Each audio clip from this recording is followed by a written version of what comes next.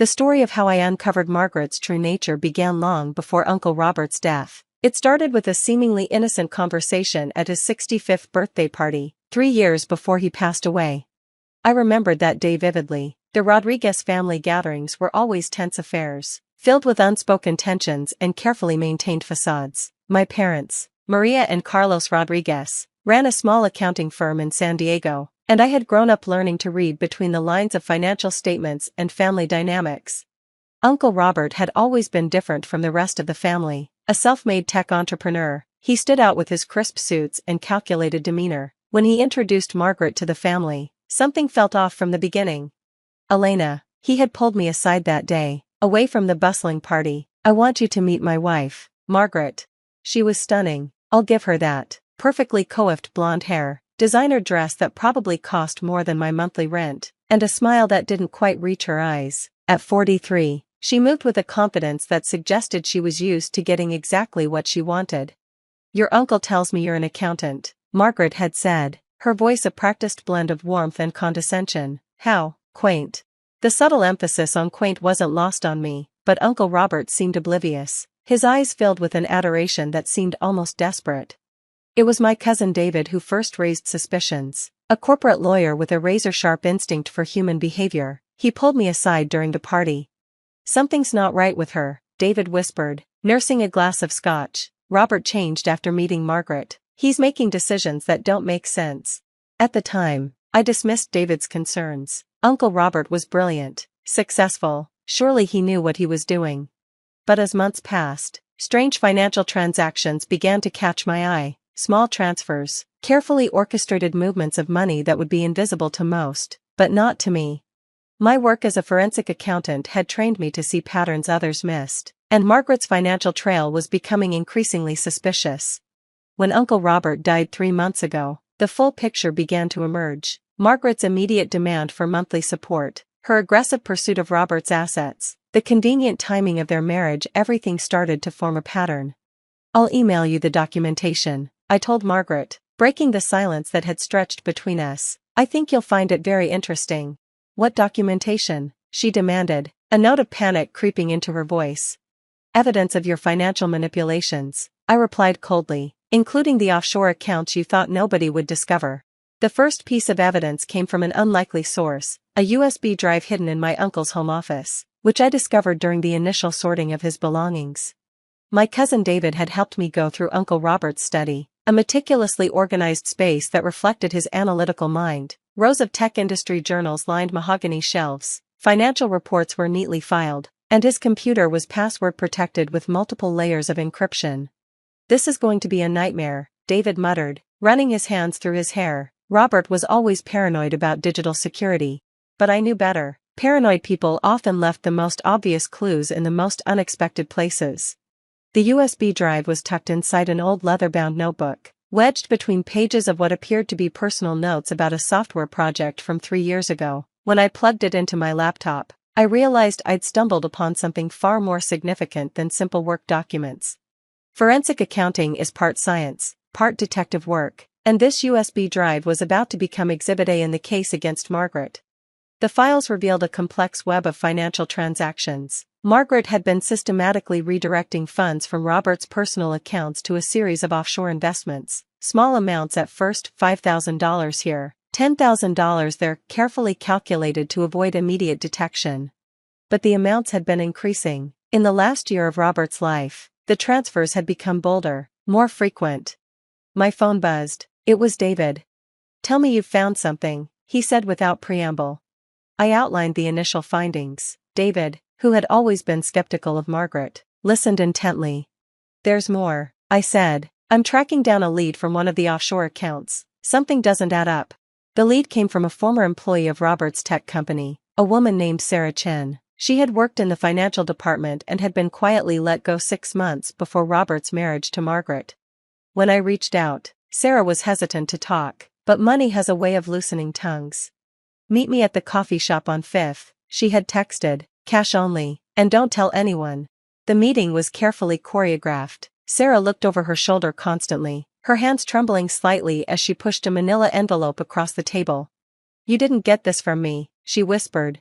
Inside were internal memos, email fragments, and financial records that painted a disturbing picture. Margaret hadn't just married Robert for his money, she was part of a much larger scheme. The documents suggested Margaret had connections to a group of financial fraudsters who specialized in targeting wealthy, older entrepreneurs. Robert wasn't her first victim, just her most lucrative. My uncle never saw it coming, I muttered to myself, spreading the documents across my apartment's dining table. Each piece of evidence was like a puzzle piece, slowly revealing a complete image of manipulation, greed, and calculated deceit. Margaret thought she had won. She thought her monthly $4,500 demand was just the beginning of her payday. She was wrong. The next phase of my investigation required precision and patience. I knew Margaret would be monitoring her financial channels, watching for any signs that her carefully constructed facade might crumble. My first call was to David. I need you to draft something, I said. A confidential legal document that will make Margaret believe we're still negotiating. David understood immediately. As a corporate lawyer, he was adept at creating legal smokescreens. Give me 2 hours, he replied. While David worked, I dove deeper into Sarah Chen's documents. The more I uncovered, the more complex the story became. Margaret Reyes, her real name wasn't even Margaret Thompson as she had claimed when marrying Robert. She had a history of similar financial predation stretching back nearly a decade. 3 previous marriages, each to wealthy men nearing retirement, each ending with suspicious financial settlements. The pattern was systematic. She would target successful but isolated men, typically those without close family connections or those who had become somewhat disconnected from their families. Robert fit the profile perfectly. A tech entrepreneur who had poured most of his life into building his company, Robert had few close personal relationships. His marriage to Margaret seemed, on the surface, like a late-life romantic connection. In reality, it was a carefully orchestrated financial trap. I traced her previous identities. In Miami, she was Margaret Collins. In Seattle, Margaret Henderson. Each time, she left with substantial financial settlements, always just shy of triggering serious legal investigations. My phone rang. It was Sarah Chen again. I shouldn't be calling, she said quickly, her voice tight with anxiety, but there's something else you should know about Robert's company. The information she shared was stunning. In the months leading up to his marriage, Robert had been slowly pushed out of day-to-day operations of the company he founded. Subtle board manipulations, strategic meetings where he was increasingly marginalized. Margaret had connections, Sarah whispered, people who knew exactly how to isolate Robert, how to make him feel dependent on her. By the time Robert realized what was happening, he was already trapped. I spent the next week meticulously building a comprehensive file, bank statements, communication records, financial transaction logs. Each document was a piece of a larger puzzle that would expose Margaret's elaborate scheme. David's legal document arrived. It was a masterpiece of misdirection, a proposed settlement agreement that would make Margaret believe we were still negotiating, while actually setting a trap that would give us more time to gather evidence. She'll never see this coming, David said when we met for a late-night strategy session in my apartment. My parents were concerned. Be careful, Elena, my mother warned. People like Margaret don't give up easily. But I was beyond caution. This wasn't just about money anymore. This was about justice for an uncle who had been systematically manipulated and exploited in the twilight of his life. Margaret's phone call that morning was just the beginning. The real confrontation was yet to come. The final confrontation came on a crisp Thursday morning, exactly 4 months after Uncle Robert's death. I had carefully orchestrated every detail. David was on standby. Our family lawyer Michael Rodriguez was prepared, and we had assembled a dossier that would make Margaret's carefully constructed life crumble within minutes. The location was strategic, a small conference room in a downtown law office, neutral ground that would prevent any dramatic public scenes Margaret might be tempted to create. When she walked in, I almost didn't recognize her. Gone was the perfectly coiffed woman from the birthday party. This Margaret looked tired, desperate. Her designer clothes were slightly rumpled, her makeup applied hastily. "Let's get this over with," she said, refusing to make eye contact. I spread the documents across the table, bank statements, communication records, detailed forensic accounting trails that exposed her entire network of financial manipulation. "We know everything," I said quietly. The next 2 hours were a masterclass in systematic exposure. Each document revealed another layer of Margaret's elaborate scheme, her previous marriages, the calculated way she isolated her targets, the offshore accounts, The network of accomplices who helped her execute her financial predations. The most damning evidence came from an unexpected source. Sarah Chen had provided internal communications that showed how Margaret had deliberately undermined Robert's position in his own company, isolating him from board members and key executives. "You systematically stripped him of everything," I explained, my voice clinical and detached, "not just his financial resources, but his professional dignity." Margaret's composure began to crack. "You don't understand," she stammered. "Robert wanted this. He loved me." David leaned forward. "Financial records show he transferred over $3.2 million to accounts you controlled in the last 18 months of his life. Those aren't the actions of someone in a loving relationship. Those are the actions of someone being manipulated." The legal strategy was precise. We weren't just seeking to block her monthly demands. We were preparing a comprehensive case that would expose her entire network of financial fraud. The final blow came from an unexpected direction. The tech company Robert had founded was preparing a separate corporate investigation. The board, now fully aware of Margaret's manipulations, was ready to pursue legal action that would make my family's case look mild in comparison. "You have two choices," I said, sliding a document across the table. "Accept this settlement, which includes zero ongoing financial support and a legally binding agreement to never contact our family again, or we pursue full legal action that will expose everything." Margaret's world was collapsing. Her network of financial manipulators was already being investigated. The offshore accounts were being frozen. Her carefully constructed life was unraveling thread by thread. She signed the document. In the weeks that followed, the full extent of Margaret's schemes became public. Multiple investigations were launched. Other victims came forward, emboldened by our exposure of her tactics. Uncle Robert's tech company, freed from her manipulative influence, began to rebuild. They established a foundation in his name, focusing on supporting young entrepreneurs. My cousin David was right. Some people never see the consequences of their actions coming. As for me, I continued my work as a forensic accountant. But this case, this personal mission, had changed me. I understood now that sometimes justice requires patience, precision, and an unwavering commitment to the truth. Margaret's monthly $4,500 demand was nothing compared to the price she would ultimately pay. The end. I never expected my world to unravel through a text message. But there it was, lighting up my phone screen during nap time in my kindergarten classroom, a photo of my husband Oliver. His arm wrapped around a woman I'd never seen before, both of them beaming at what looked like a backyard barbecue. My name is Harper, and until that moment, I thought I had the kind of marriage other people envied. The kind where you finish each other's sentences and share knowing looks across crowded rooms. The kind where trust isn't something you question. I stared at my phone until the screen went dark, then pressed the power button to look again. The message was from an unknown number, with only 3 words beneath the photo: "Thought you'd want to know." The quiet breathing of 20 sleeping 5-year-olds suddenly felt suffocating. I stepped into the hallway, my hands shaking as I called Oliver. He picked up on the 3rd ring. "Hey, babe. Everything okay?" His voice was casual, warm, the same voice that had wished me good morning over coffee just hours ago. "I got an interesting photo today," I said, trying to keep my voice steady. "You're in it. At what looks like a barbecue. With a woman." The pause that followed lasted exactly 2 seconds too long. "What?" "Let me see it." His tone shifted slightly, not enough to scream guilt, but enough to make my stomach clench. I forwarded the photo. Another pause. "Oh, that's nothing," he said, chuckling. "That's Sarah from the office. It was at the company picnic last month. Remember? I told you about it." He had mentioned a picnic, but he'd said he couldn't bring family because it was a team-building event.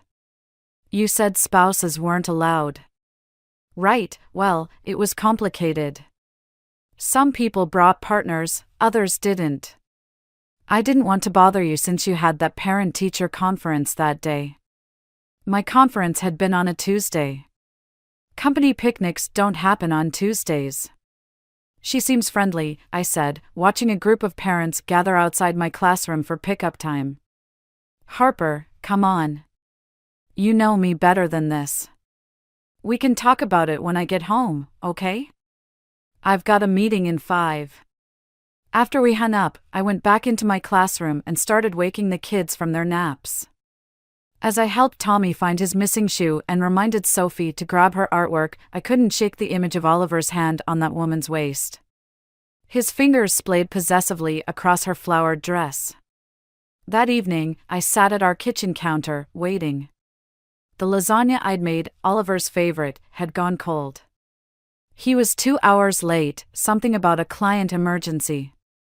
When he finally walked in, his tie was slightly askew, and he smelled of unfamiliar perfume. "I'm sorry about earlier," he said, dropping his briefcase by the door. "You shouldn't let anonymous messages get to you like that. Someone's probably just trying to cause trouble." I pushed my phone across the counter. "Then why is she wearing your mother's bracelet?" Oliver froze. The silver bracelet had been a family heirloom, passed down through generations of Winslow women. His mother Vivian had given it to him last Christmas, saying he should save it for the right moment. I'd assumed it was meant for me. "I can explain," he started, but I was already walking toward our bedroom. "Harper, wait." His footsteps followed me. "It's not what you think." I turned to face him, surprised by how calm I felt. "You know what's funny? I actually believe you. Because whatever I'm thinking probably isn't nearly as bad as whatever the truth is." As I closed the bedroom door between us, I heard my phone buzz with another message. This time, it wasn't a photo.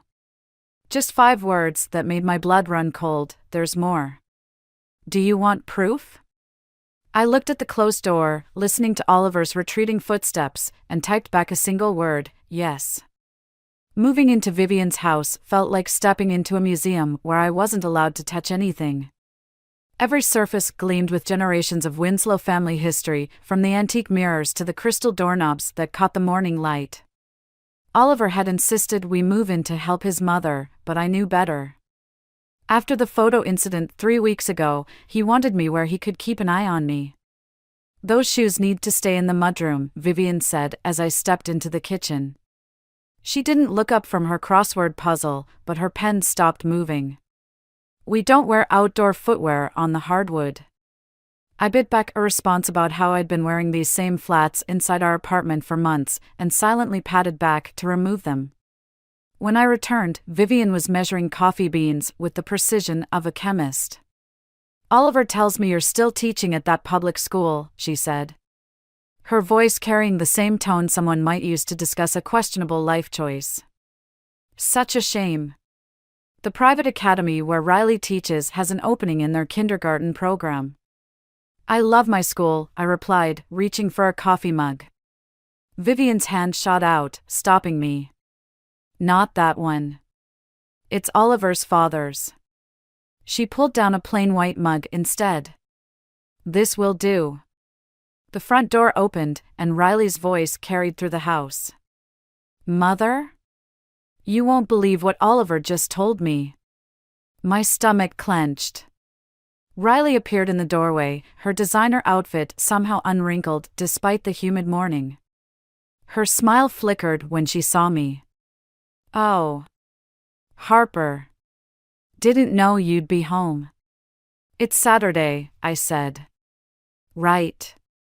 Riley perched on a bar stool, shooting meaningful glances at her mother.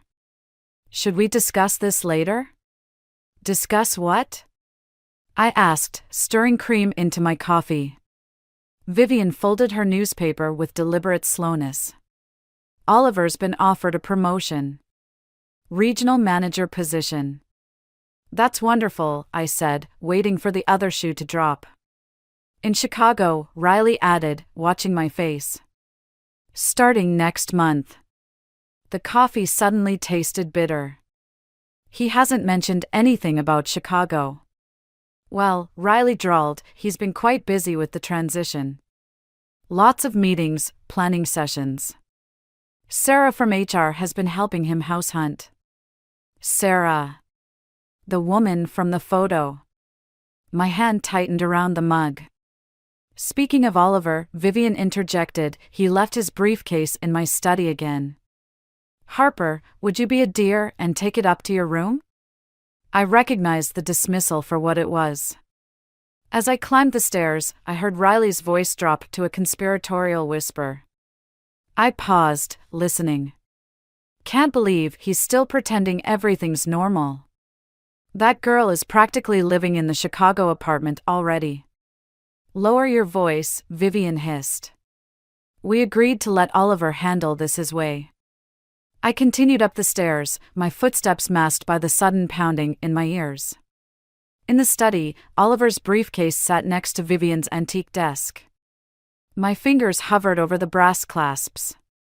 We'd never kept secrets before the photo, but now. The clasps clicked open easily. Inside, beneath a stack of contracts, I found a folder labeled Chicago Relocation. My hands shook as I opened it. There were apartment listings, school recommendations, and a partially completed lease agreement. The applicants' names made my vision blur: Oliver Winslow and Sarah Mitchell. Looking for something? I spun around. Oliver stood in the doorway, his expression unreadable. Behind him, I could see Riley hovering in the hallway, her smile sharp with satisfaction. When were you going to tell me about Chicago? I asked, holding up the folder. I was waiting for the right time.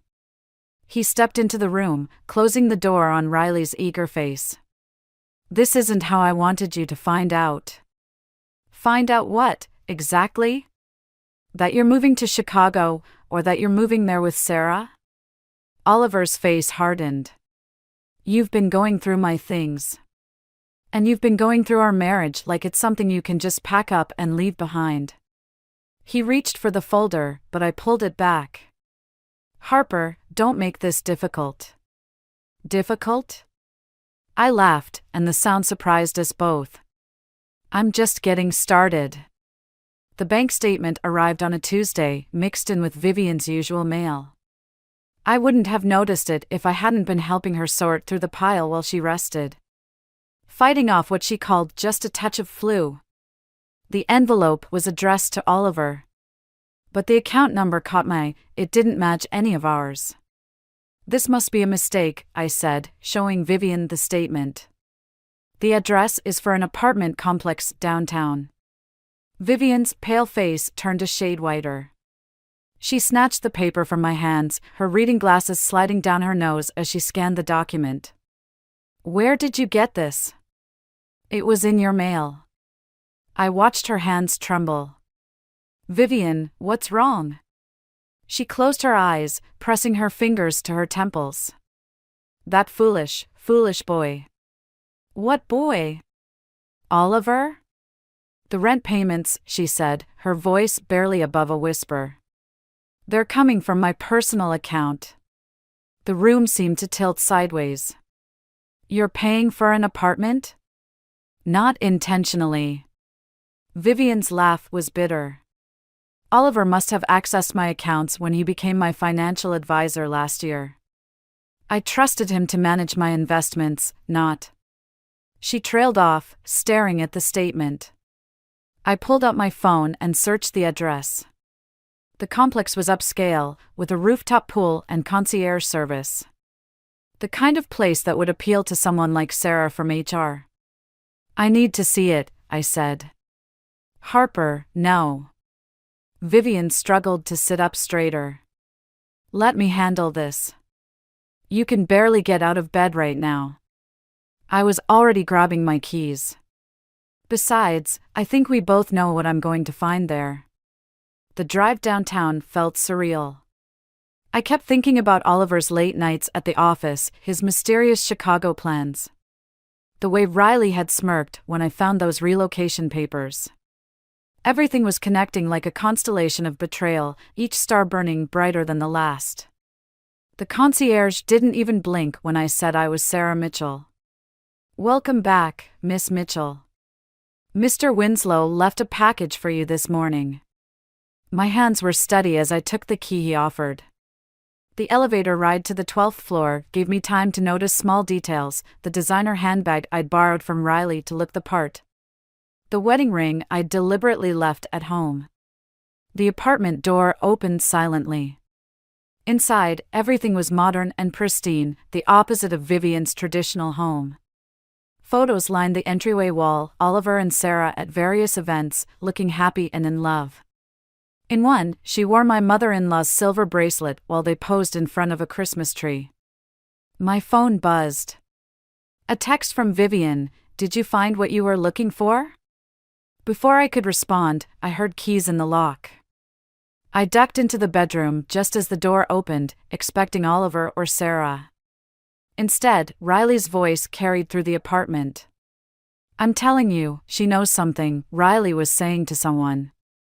"That little teacher act isn't fooling anyone anymore." "Keep your voice down," Oliver replied. "The neighbors." "Oh please, everyone here thinks this is your love nest with Sarah anyway. Nobody knows you're using it to hide mother's money." I pressed my hand against my mouth to stay quiet. "It's not hiding," Oliver said. "It's protecting our inheritance. You've seen how close Harper's getting to mother. If we don't secure the assets now, then your wife might actually convince mother to leave her something?" Riley's laugh was sharp. "God, you really know how to pick them. First Sarah helps you set up this little scheme, and now Harper's playing nurse to our mother like some kind of saint." "Just stick to the plan," Oliver said. "Once I'm settled in Chicago with Sarah, you can." My phone chose that moment to buzz again, loud against the bedroom's wooden dresser. The conversation in the other room stopped abruptly. "Did you hear that?" Riley asked. I looked around frantically, but there was only one way out. As footsteps approached the bedroom, I opened my camera app and started recording. If they wanted to catch me in the act, I'd make sure to return the favor. The doorknob turned slowly, and I squared my shoulders. Time to show the Winslows what a kindergarten teacher could really do. The video of Oliver and Riley's conversation spread across Vivian's antique desk like a confession.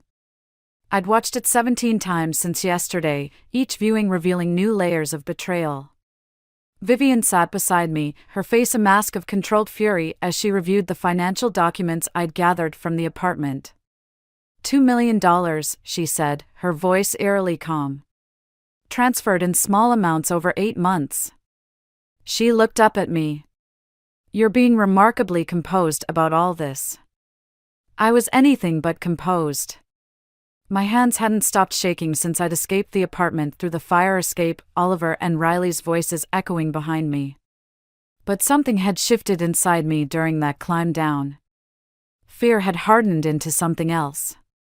"I'm not leaving," I said. Vivian raised an eyebrow. Most women would be halfway to a divorce lawyer by now. That's exactly what they want.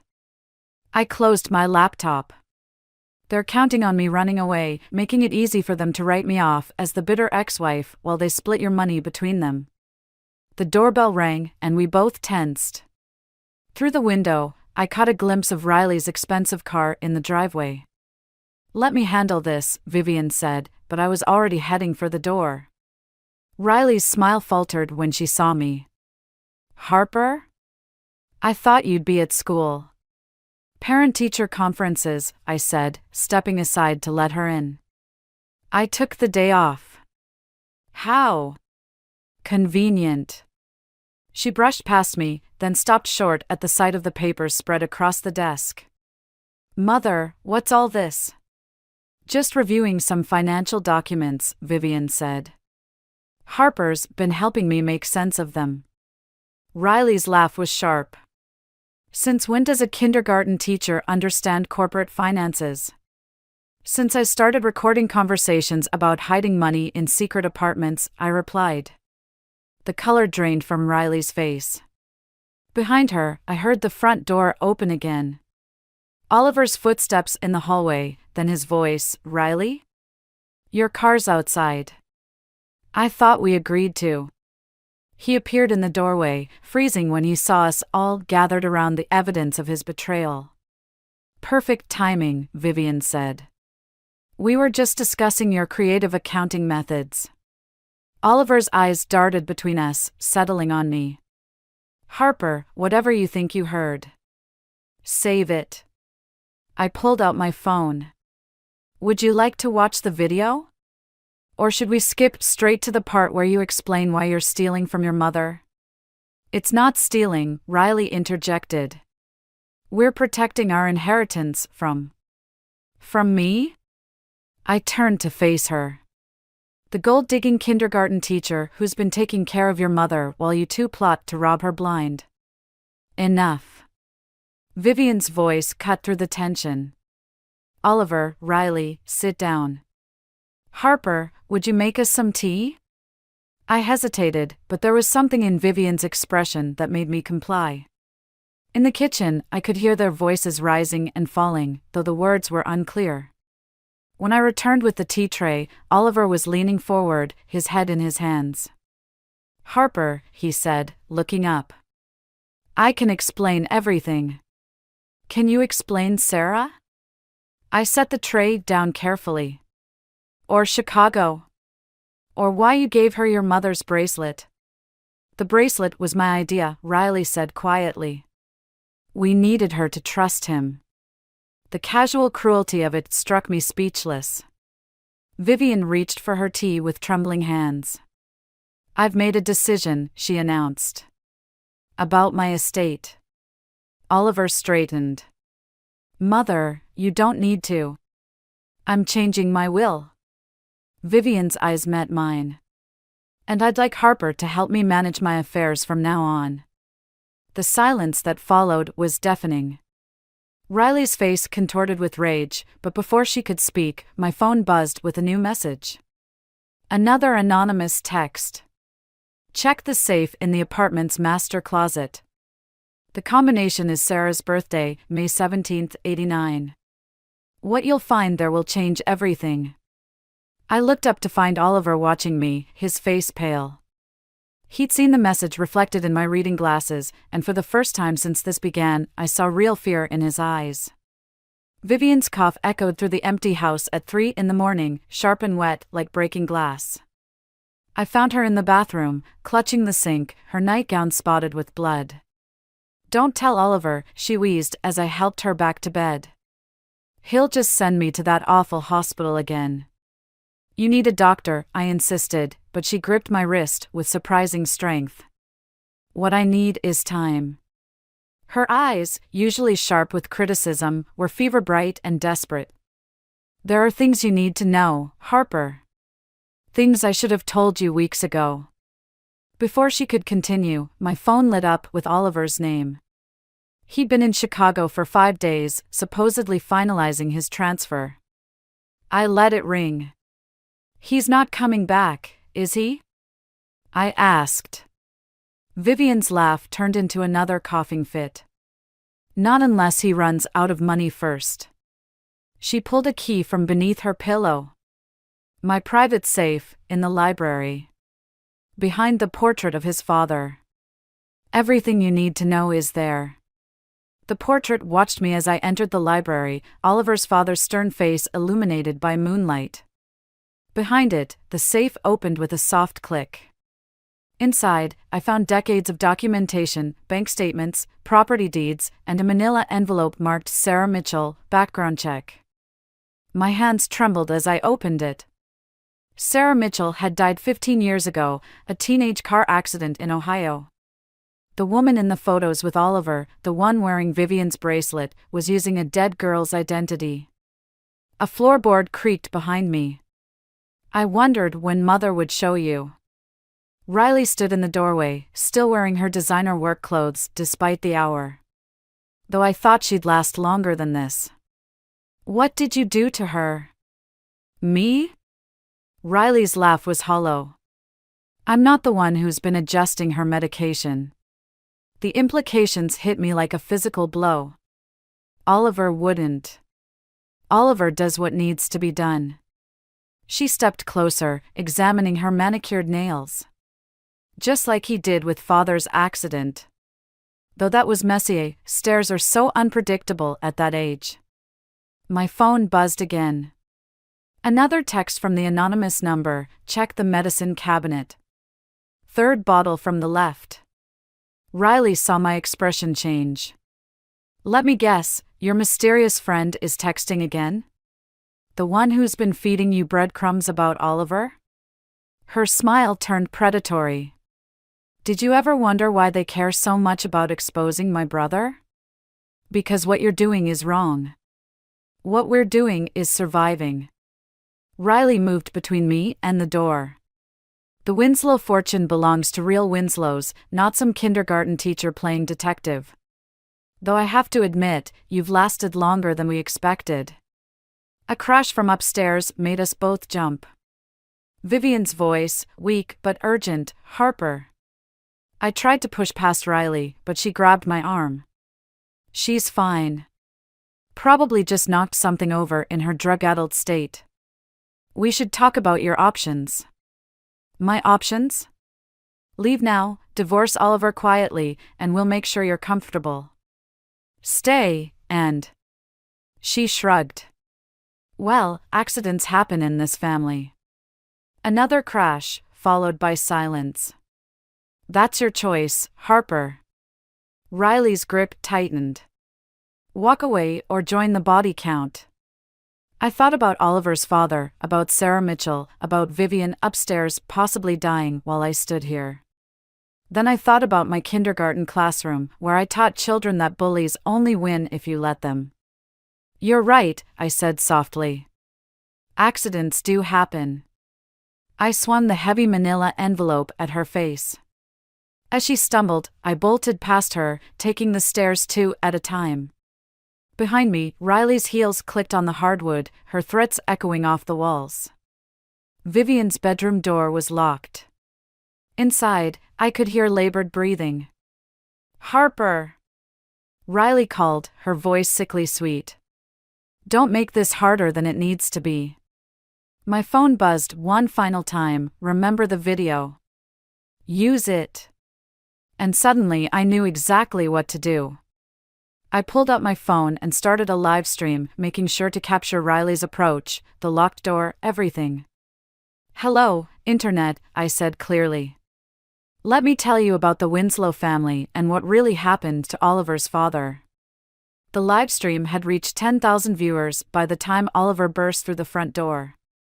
My phone battery was at 12% and Vivian's breathing had grown dangerously shallow behind the locked door. Harper! Oliver's voice carried up the stairs. Turn off the stream. Now. Or what? I kept my voice steady for the camera. You'll arrange another accident? Like you did with your father?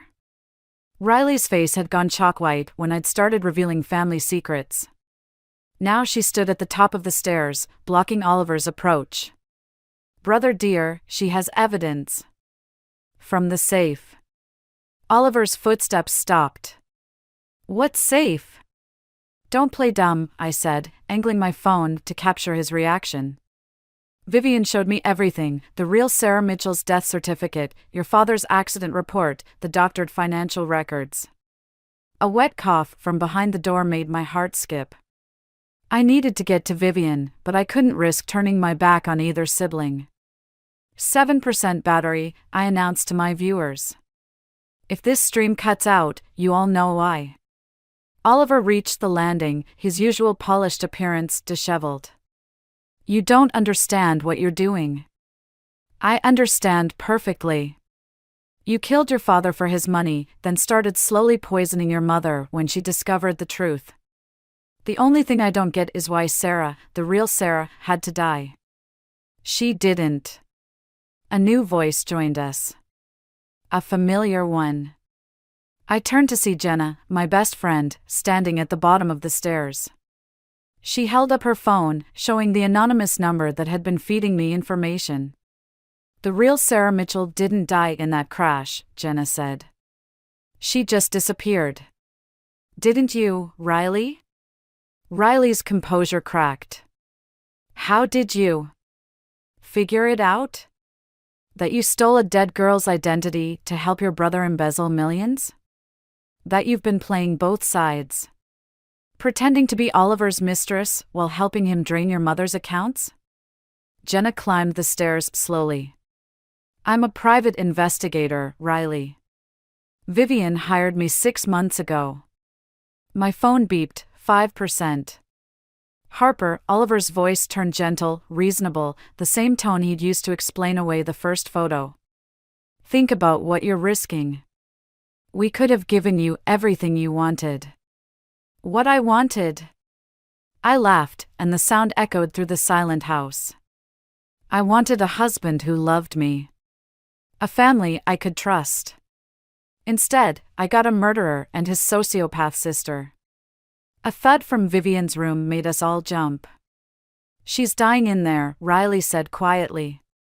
Are you going to let that happen while you play detective? The police are already on their way, Jenna called from below. Along with an ambulance. Your mother's doctor has been recording the gradual changes to her medication. Every prescription, every refill, every adjustment you made, it's all documented. Oliver moved faster than I expected. His hand caught my wrist, twisting until my phone clattered to the floor. But the screen stayed lit, still streaming, still recording as he pushed me against the wall. You could have had everything, he hissed. Instead, you'll leave with nothing. Just like your father did? Vivian's voice, weak but clear, came through the door. When you pushed him down these same stairs? The bedroom door swung open. Vivian stood there, pale but upright, holding an empty pill bottle in one trembling hand. Mother? Riley stepped forward. How did you survive the poison? Vivian's smile was fierce. I stopped taking the pills weeks ago, when Jenna confirmed what they contained. I needed proof, and you two provided it beautifully.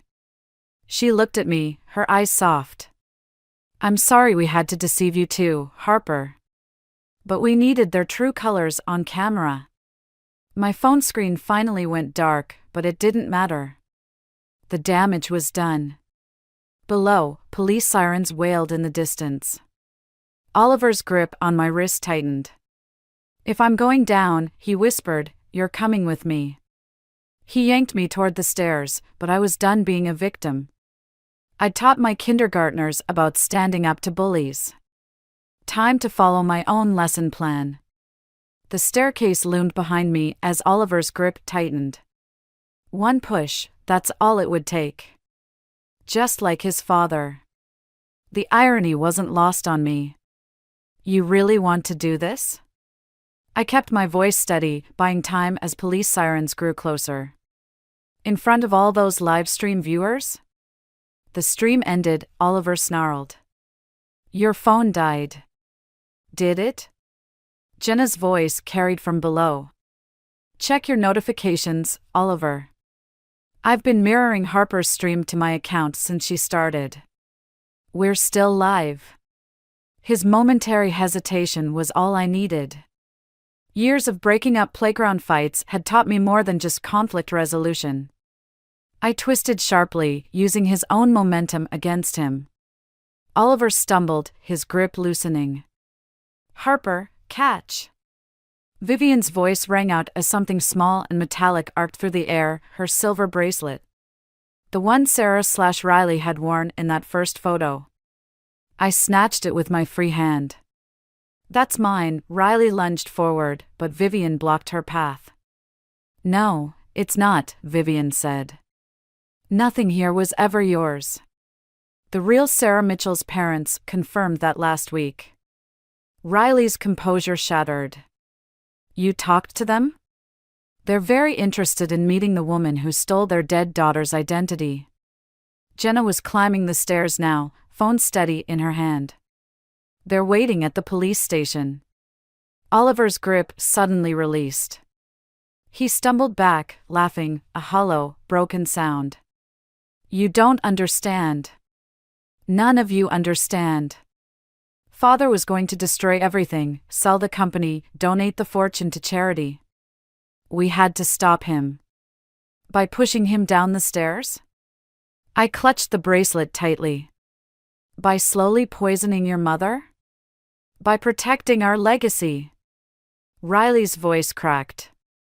We're Winslow's. This fortune belongs to us. No, Vivian stepped forward, her strength returning with each word. It belongs to someone who understands what legacy really means. That's why I changed my will last month. The front door burst open downstairs. Police officers flooded in, their footsteps thundering up the stairs. You didn't, Riley whispered. I did. Vivian turned to me. Harper, that bracelet you're holding, it's more than just jewelry. The holoband contains a micro SD card with copies of everything: bank records, medical reports, security footage from the night their father died. I've been collecting evidence for months, ever since I first suspected what they'd done. Oliver lunged at me one final time, but Jenna was faster. She caught his arm, twisting it behind his back as officers reached the landing. Oliver and Riley Winslow, Jenna's voice was professionally calm. You're under arrest for the murder of James Winslow, attempted murder of Vivian Winslow, identity theft, and financial fraud. Did I miss anything, Harper? I watched as handcuffs clicked around Oliver's wrists, my husband, the man I'd loved, now a stranger wearing a familiar face. Just one thing. The bracelet. What about it? Riley spat as officers secured her. I held it up, letting it catch the light. Your father gave this to your mother on their wedding day. It was supposed to represent trust, family, legacy. Instead, you used it to orchestrate his murder.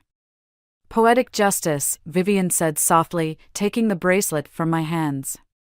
That it helped bring down the people who betrayed everything it stood for. As the police led Oliver and Riley away, I noticed something odd about Oliver's expression. Not anger or defeat, but satisfaction? Check his phone, I called to the officers. And Riley's. There's something we're missing. Jenna was already moving, her investigator's instincts kicking in. She grabbed Oliver's phone from his pocket before the officers could stop her. His last text message was still open. Everything in place. When the house burns, no evidence survives. The smell of smoke reached us just as the fire alarms began to scream. They had a backup plan, I realized. They always had a backup plan. Vivian gripped my arm. The safe. Everything's still in there. I looked at the spreading smoke, then at Jenna's still streaming phone. Sometimes the best revenge isn't about destroying your enemies. It's about saving what they tried to burn. I'm going back, I said, and ran toward the library before anyone could stop me.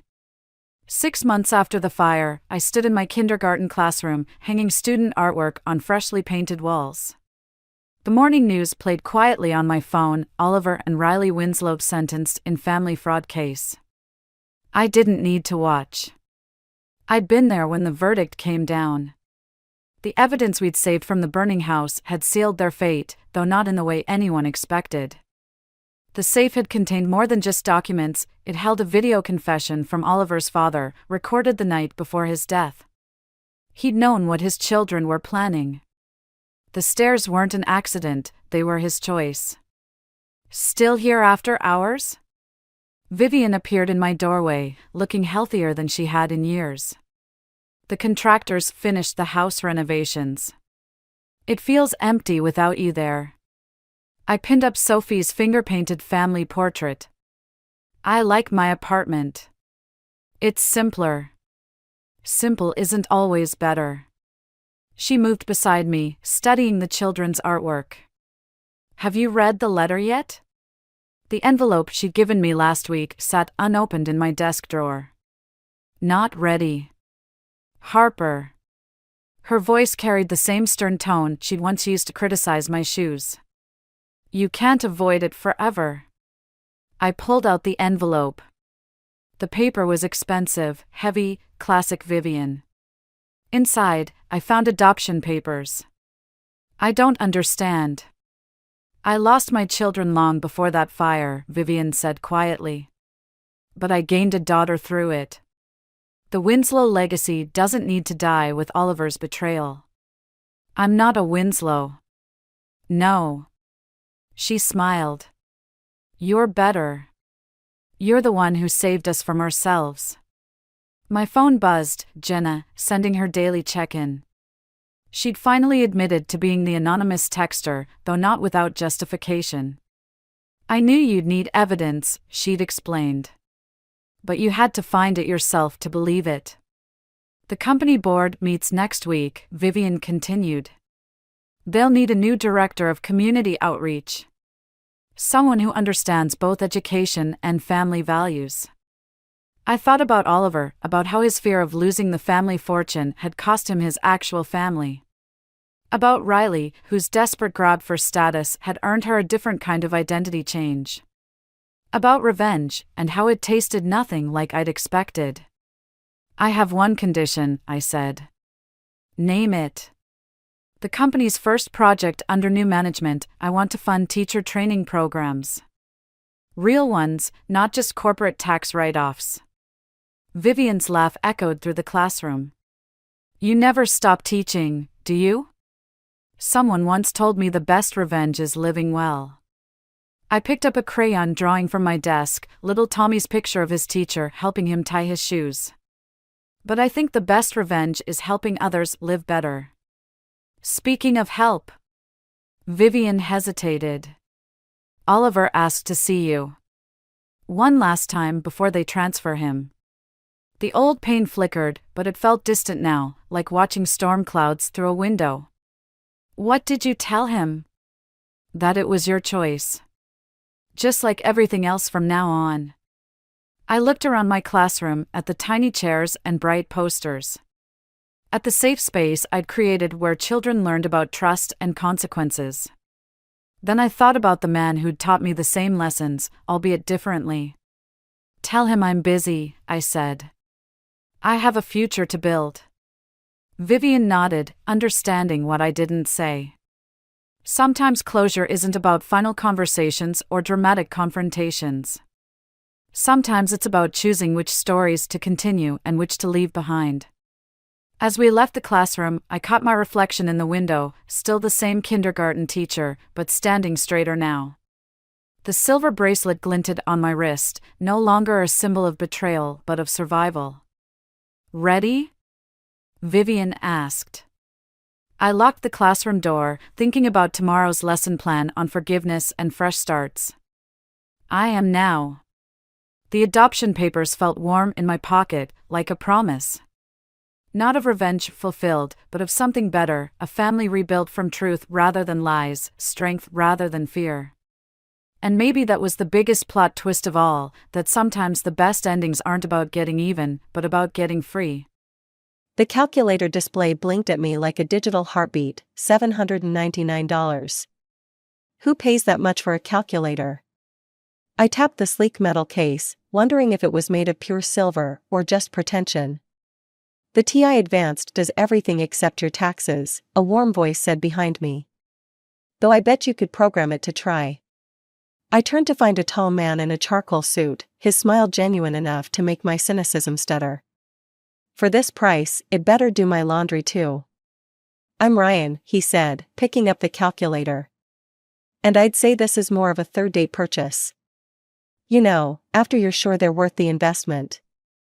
Peyton, I replied, watching him examine the ridiculous price tag. And I prefer to audit my relationships before making any major acquisitions. His laugh echoed through the electronics store, drawing curious glances. An auditor?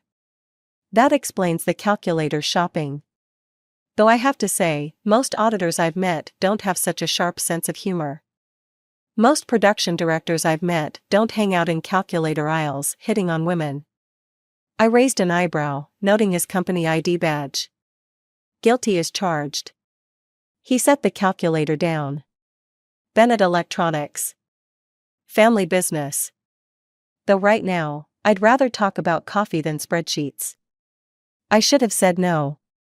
My last relationship ended in a spreadsheet, specifically, a detailed accounting of his infidelities that I'd compiled over 3 months. But something in Ryan's eyes made me pause, made me wonder if maybe some risks were worth taking. Coffee sounds good, I heard myself say.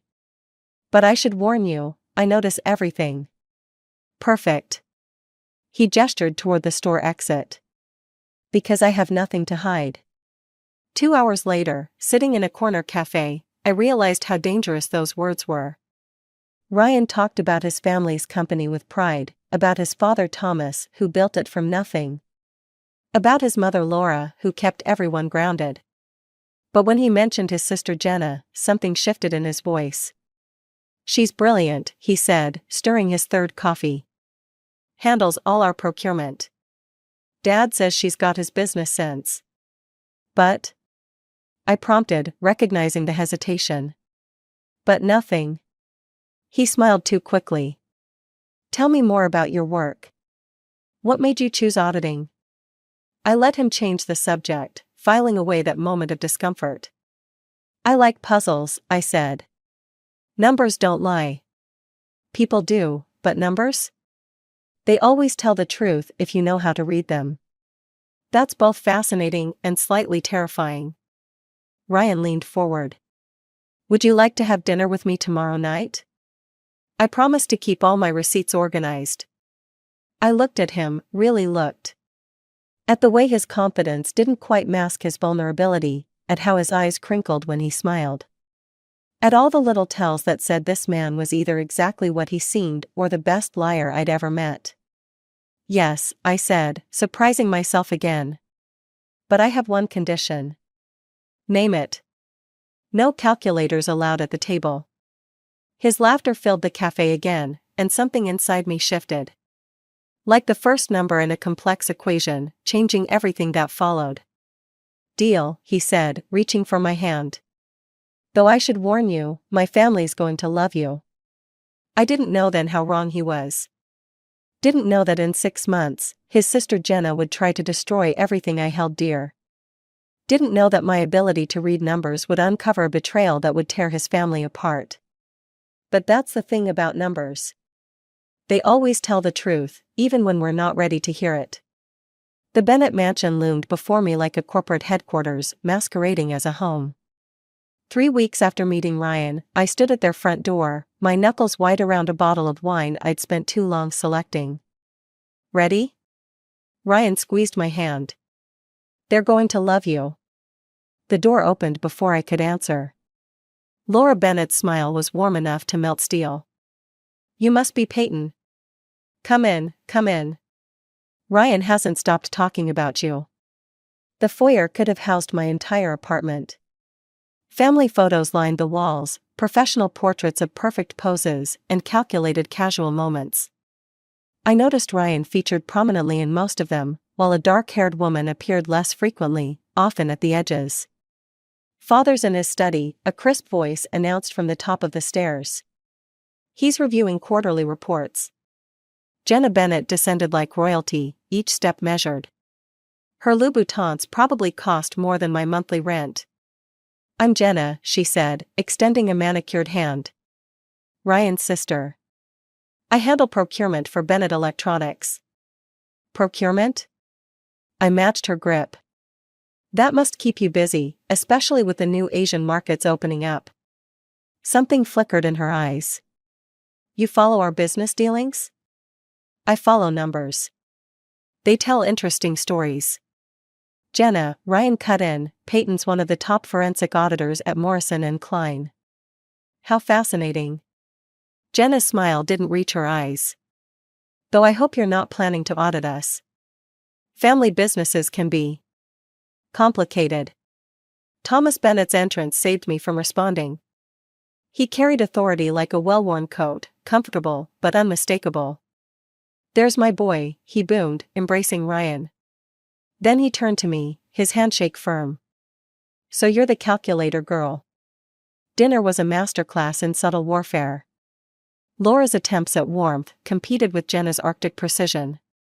Every question felt like a test. And your family, Peyton? Thomas asked between bites of perfectly cooked salmon. What do they do?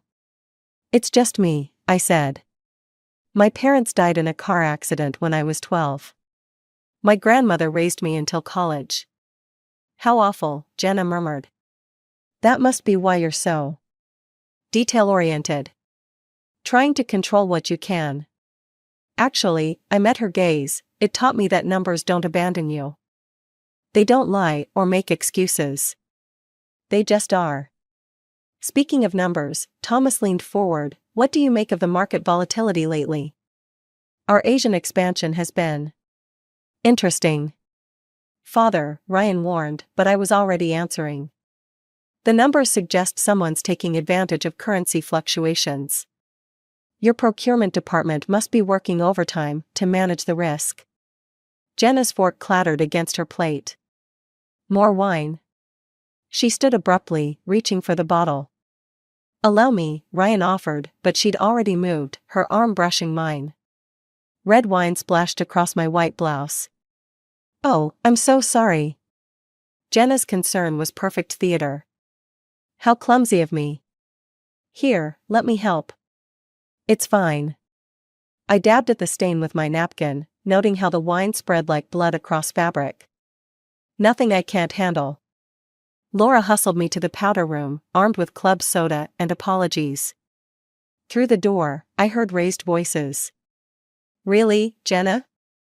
Ryan's anger was clear. It was an accident, Jenna snapped. Unlike some people's hiring decisions. I pressed my ear to the door, but their voices dropped to hisses. When I emerged, the dining room wore a mask of forced normalcy. Peyton, Thomas called as we prepared to leave. Join us for Sunday brunch next week. I'd love to hear more about your work. Jenna's smile turned predatory. Yes, do come. I'm sure we'll have lots to discuss. In the car, Ryan was quiet for several miles. I'm sorry about Jenna, he finally said. She's protective of the family. Is that what you call it? I watched streetlights flash past. Ryan, what's really going on with your sister? He gripped the steering wheel tighter. Nothing. Everything's fine. But I'd seen the tension in Thomas's shoulders when Asian markets were mentioned. Noticed how Jenna flinched at procurement questions. Something wasn't adding up, and if there's one thing I knew about numbers, they never lie. I just hadn't realized how dangerous the truth would be. 6 months flew past like balance sheets in a windstorm. The diamond on my left hand caught the morning light as I studied the pregnancy test's double pink lines. Ryan and I had planned to announce it at tonight's family dinner, our first real celebration since the wedding 3 months ago. My phone buzzed. A text from Thomas, need your expertise. Found something odd in Q3 reports. Can you stop by the office before dinner? I texted back my agreement, trying to ignore the flutter of unease. Since joining the family, I'd noticed Thomas growing increasingly concerned about the company's financials. He'd drop hints, ask careful questions, always with Jenna hovering nearby like a shark, scenting blood. The Bennett Electronics headquarters occupied a gleaming tower downtown. Thomas's office commanded the top floor, but I found him in the conference room, surrounded by papers. Peyton, he looked up, shadows under his eyes. Thank you for coming. These procurement reports. He pushed several sheets toward me. Something's not right. I scanned the numbers, my trained eye catching discrepancies immediately. These supplier costs are inflated. And these shipping manifests? The door opened. Jenna stood there, perfectly composed in designer black. Father, I didn't expect to find you here. On a Saturday. Just showing Peyton some reports, Thomas said carefully. Getting a fresh perspective. How convenient.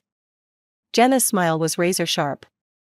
Our new daughter-in-law, already so invested in family business. She moved closer, peering at the papers. Though I'm sure you have more exciting news to focus on. My hand instinctively moved to my stomach. What do you mean? Please. She rolled her eyes. The way you've been avoiding wine? Looking green at breakfast?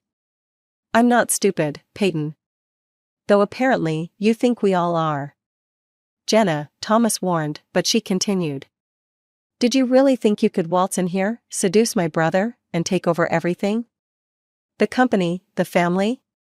Her voice rose. I've worked my entire life for this company. Everything I've done has been for this family. Everything you've done? I kept my voice steady, though my heart raced. Like inflating supplier costs? Falsifying shipping records? The silence was deafening. Thomas stood slowly, looking between us. Careful, Peyton. Jenna's voice dropped to a whisper. Pregnancy can make women unstable. Paranoid, even. It would be a shame if stress affected the baby. My blood turned to ice. Is that a threat? A concern? From your loving sister-in-law. She gathered the papers from the table. These need to be properly filed. In my department. Where they belong. Jenna, Thomas's voice cracked like a whip. Leave those.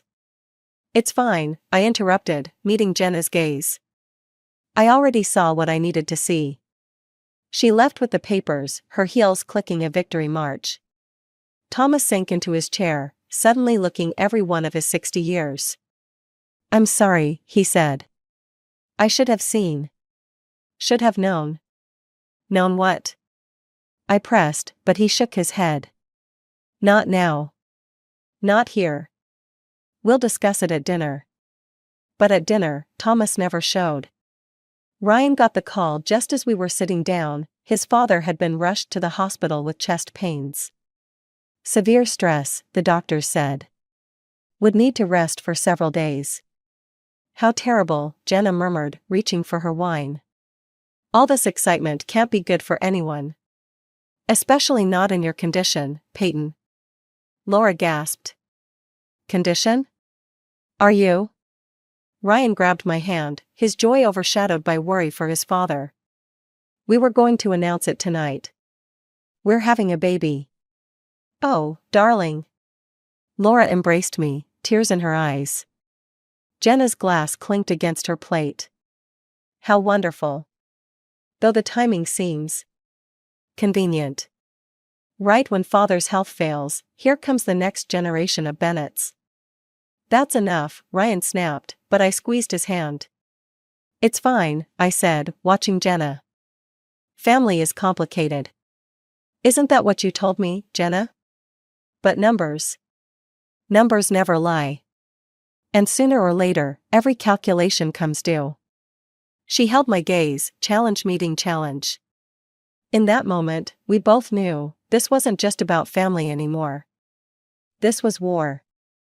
And I had 9 months to win it. The baby shower invitations arrived in pale pink and gold, Jenna's elegant handwriting promising celebration and joy. I stared at mine for a full minute, my 6-month bump pressing against the kitchen counter. She's trying, Ryan said, wrapping his arms around me. Mom says she's been planning this for weeks. That's what worries me. I traced the embossed letters. Since Thomas's heart attack, Jenna had been suspiciously accommodating, all while procurement records kept disappearing from the company servers. The Bennett mansion's grand room sparkled with expensive decorations when we arrived. Jenna floated between guests in a designer dress that probably cost more than my car. Peyton, darling. She air-kissed my cheek. You're absolutely glowing. Though you look tired. Running reports must be exhausting in your condition. Before I could respond, Laura appeared with a tray of mocktails. Let's start with the gifts. I sat in the designated chair, feeling like a specimen under examination as 40 pairs of eyes watched me unwrap presents. Designer baby clothes, antique silver rattles, a custom-made crib that could have housed twins. Open mine next, Jenna handed me a small box, her smile too bright. Inside lay a vintage pearl necklace I recognized from the family photos. Thomas had given it to Laura when Ryan was born. Mother's pearls, Jenna announced to the room. A family tradition, passed down to welcome new Bennett mothers. Her voice carried perfectly.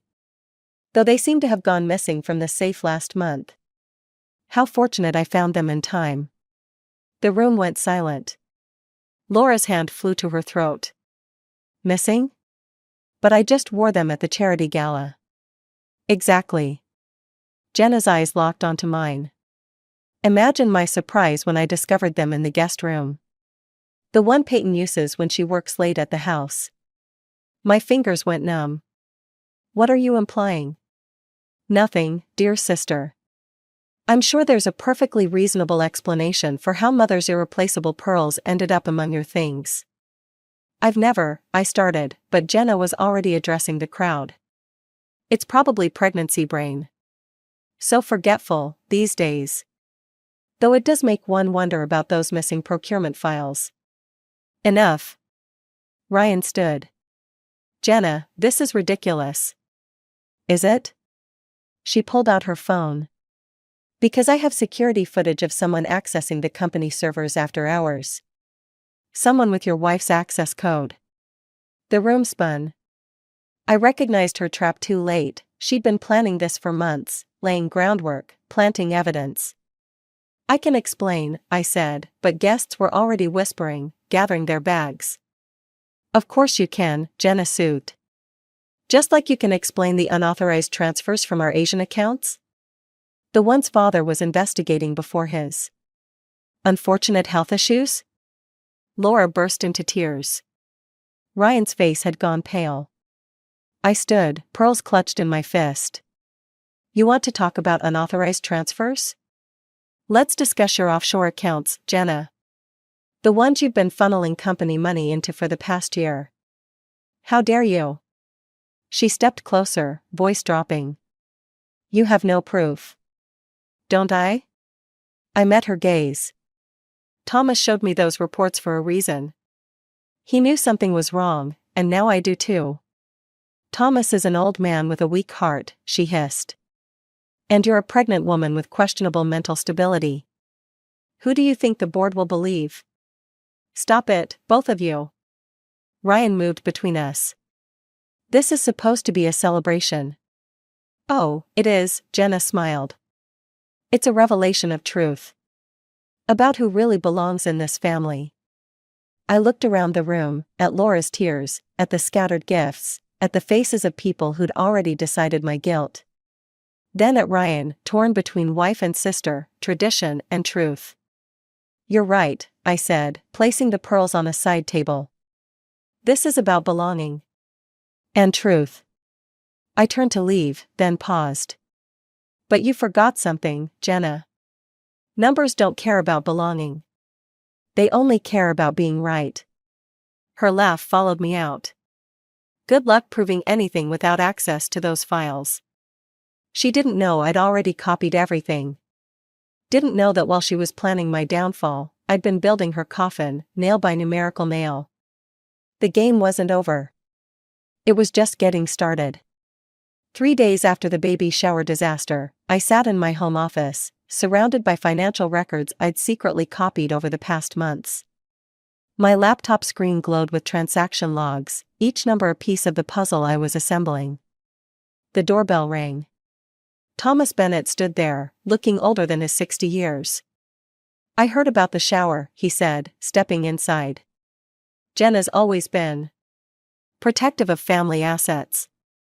Is that what we're calling embezzlement now? I spread printouts across my dining table. Look at these transfers. Every major procurement deal in Asia has a shadow transaction. Money disappearing into accounts I can't trace. Thomas studied the papers, his hands trembling slightly. I suspected. But seeing it. There's more. I pulled up a document on my laptop. Someone's been falsifying shipping manifests. Double billing clients. The company's hemorrhaging money, but the books show profit because Jenna's cooking them. He sank into a chair. My own daughter. The front door opened. Ryan walked in, freezing at the sight of us. Father? What's going on?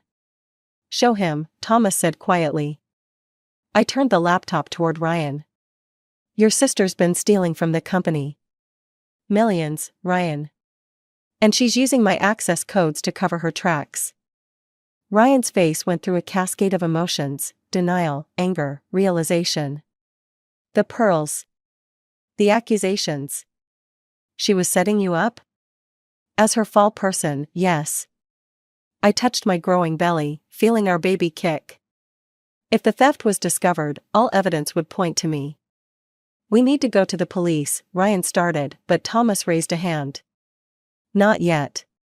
This needs to be handled internally first. For the company's sake. My phone buzzed, a text from an unknown number: back off or the board learns about your unauthorized server access. How's that pregnancy stress level? I showed it to Ryan. His jaw clenched. She's threatening our baby now? He grabbed his keys. I'm ending this.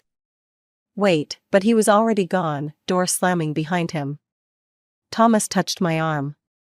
Let me talk to her first. Maybe if she knows I'm willing to forgive. Forgive? I stared at him. She's stolen millions, threatened your grandchild, and tried to destroy my reputation. This isn't about forgiveness anymore. She's still my daughter. And I'm carrying your grandchild. I gathered the papers. I won't let her hurt my family. Any of them. Including you. My phone buzzed again. Laura, emergency at the office. Come quickly. Don't tell anyone. Thomas read the message over my shoulder. It's Sunday. Why would Laura be at the office? She wouldn't. I grabbed my laptop. But Jenna would use her mother's phone to set a trap. Then don't go. I thought of Ryan rushing to confront his sister. Of Laura possibly being used as bait. Of the baby kicking inside me, reminding me what was really at stake. I have to. I headed for the door. But I'm not going alone. Peyton. Call the police. Tell them everything. Then call Ryan, keep him away from the office.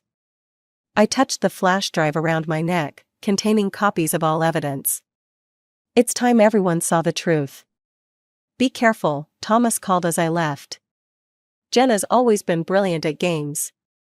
This isn't a game anymore, I muttered, starting my car. It's a reckoning. The Bennett Electronics building loomed ahead, its windows dark except for the top floor, Jenna's office. As I parked, another car pulled in beside me. Laura stepped out, confusion on her face. Peyton? I got a text from Ryan saying to meet him here. My blood ran cold. Jenna hadn't just set a trap, she'd orchestrated a family reunion. And somewhere above us, she was waiting, holding all the pieces she thought would destroy me. But she'd forgotten something crucial: numbers don't lie, and I had 7 months of truth documented in that flash drive. Whatever game she was playing, I was about to change the rules. I took Laura's arm, leading her toward the building. Stay close to me. It's time to show your daughter what real family loyalty looks like. The elevator doors opened to darkness. Laura clutched my arm as we stepped onto the executive floor, emergency lights casting long shadows across empty desks. Jenna? Laura called out. Darling, are you here? A figure moved in Thomas's office. Ryan emerged, his face tight with anger. What are you both doing here? I told you to stay home. You didn't text me, Laura said. Jenna did. Using your number. The overhead lights blazed on. Jenna stood by the breaker panel, wearing the same dress from the baby shower. Family reunion. How touching. It's over, Jenna. Ryan moved toward his sister. We know everything. Do you? She smiled, pulling out her phone. Because I just sent the board some interesting emails. Seems our pregnant auditor has been accessing confidential files, making unauthorized transfers. Covering her tracks poorly. My hand went to the flash drive around my neck. Those transfers trace back to your accounts. Not anymore.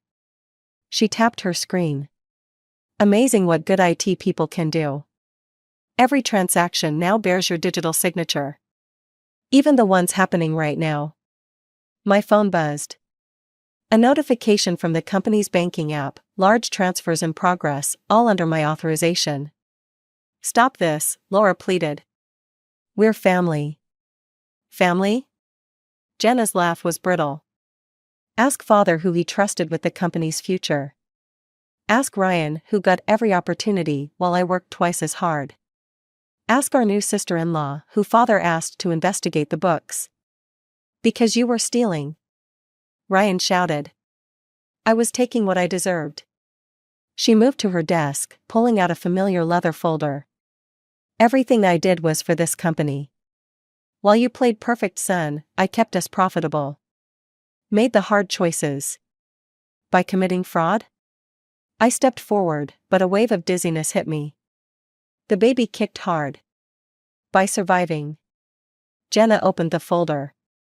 And now you'll all understand what that means. The elevator dinged. Thomas emerged with 2 police officers. It's done, Jenna. I've told them everything. Have you?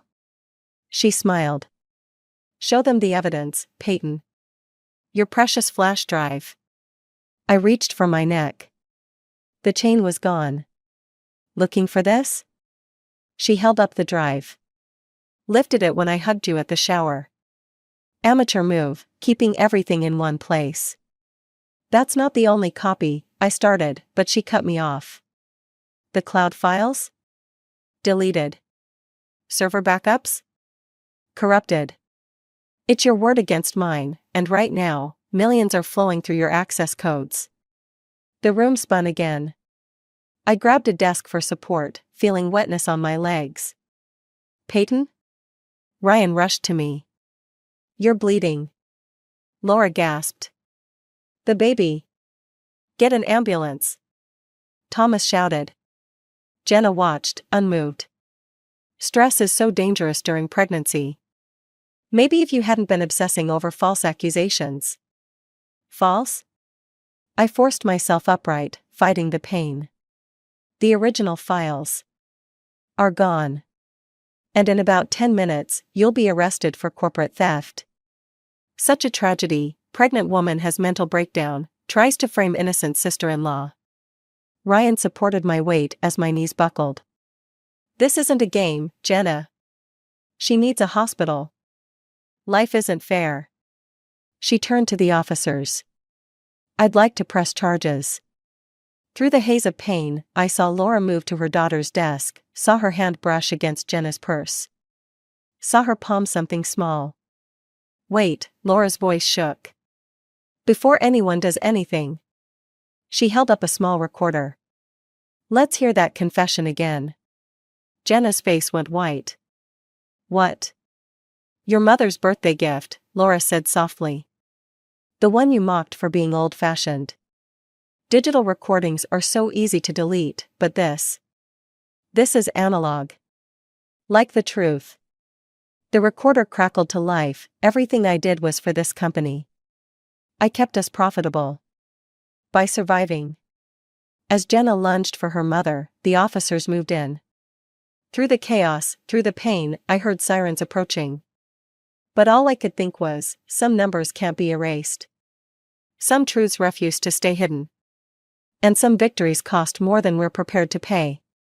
The hospital room felt too small for all the tension it held. 3 days after the office confrontation, I sat propped up in bed, my baby safely stabilized, watching Jenna's arraignment on the room's small TV. Ryan gripped my hand as his sister pleaded not guilty. A knock at the door. Thomas entered, looking grave. The board's reviewing everything.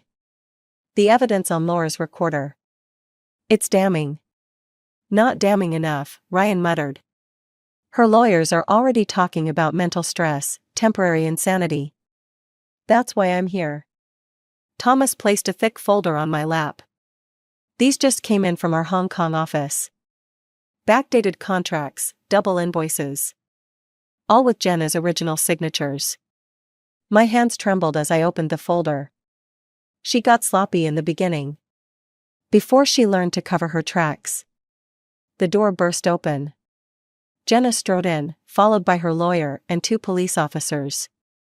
Discussing company business without the head of procurement? That's against protocol. You're out on bail? Ryan stood, positioning himself between her and my bed. Money opens doors, brother dear. Speaking of money. She smiled at me. Those transfers under your access codes? Still unexplained. That's enough, Thomas started, but Jenna raised her hand. No, father, it's not. You want truth? Here's truth. She moved closer to my bed. I built this company's success while Ryan played favorite son. Every deal, every contract, I made them happen. And my reward? Being investigated by an outsider. You stole millions, I said quietly. I earned millions. But you wouldn't understand that, would you? Little orphan Peyton, so desperate for family, she'd destroy one to belong. The baby monitor beeped steadily. I looked at it, then at her. You're right. I don't understand family the way you do. I never had siblings to betray. Betray? Her laugh was sharp. I protected this family. Every illegal deal kept us competitive. Every stolen dollar kept people employed.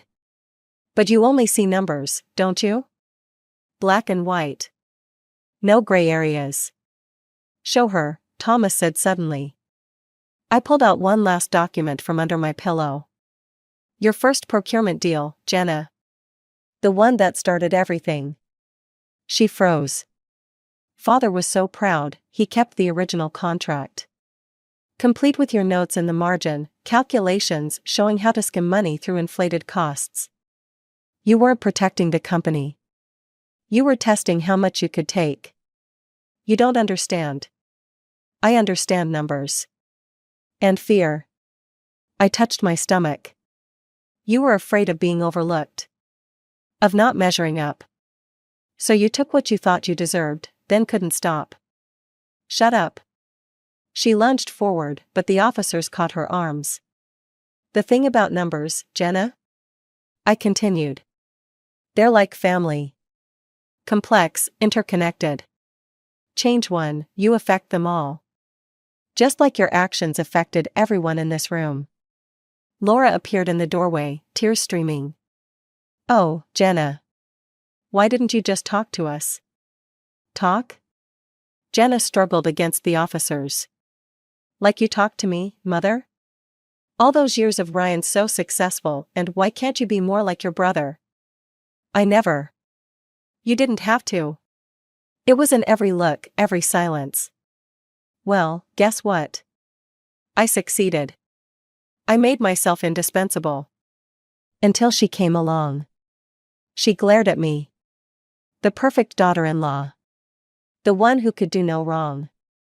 No, I said softly. Just the one who could read the numbers. And they told me everything you couldn't say. Thomas stepped forward. Jenna Bennett, you're formally terminated from Bennett Electronics. And? His voice cracked. You're no longer welcome in this family's home. You can't. I can. I must. He turned away. Officers, please remove my daughter. As they led her out, Jenna looked back once. In that moment, I saw not the sophisticated executive, but a little girl still trying to prove her worth.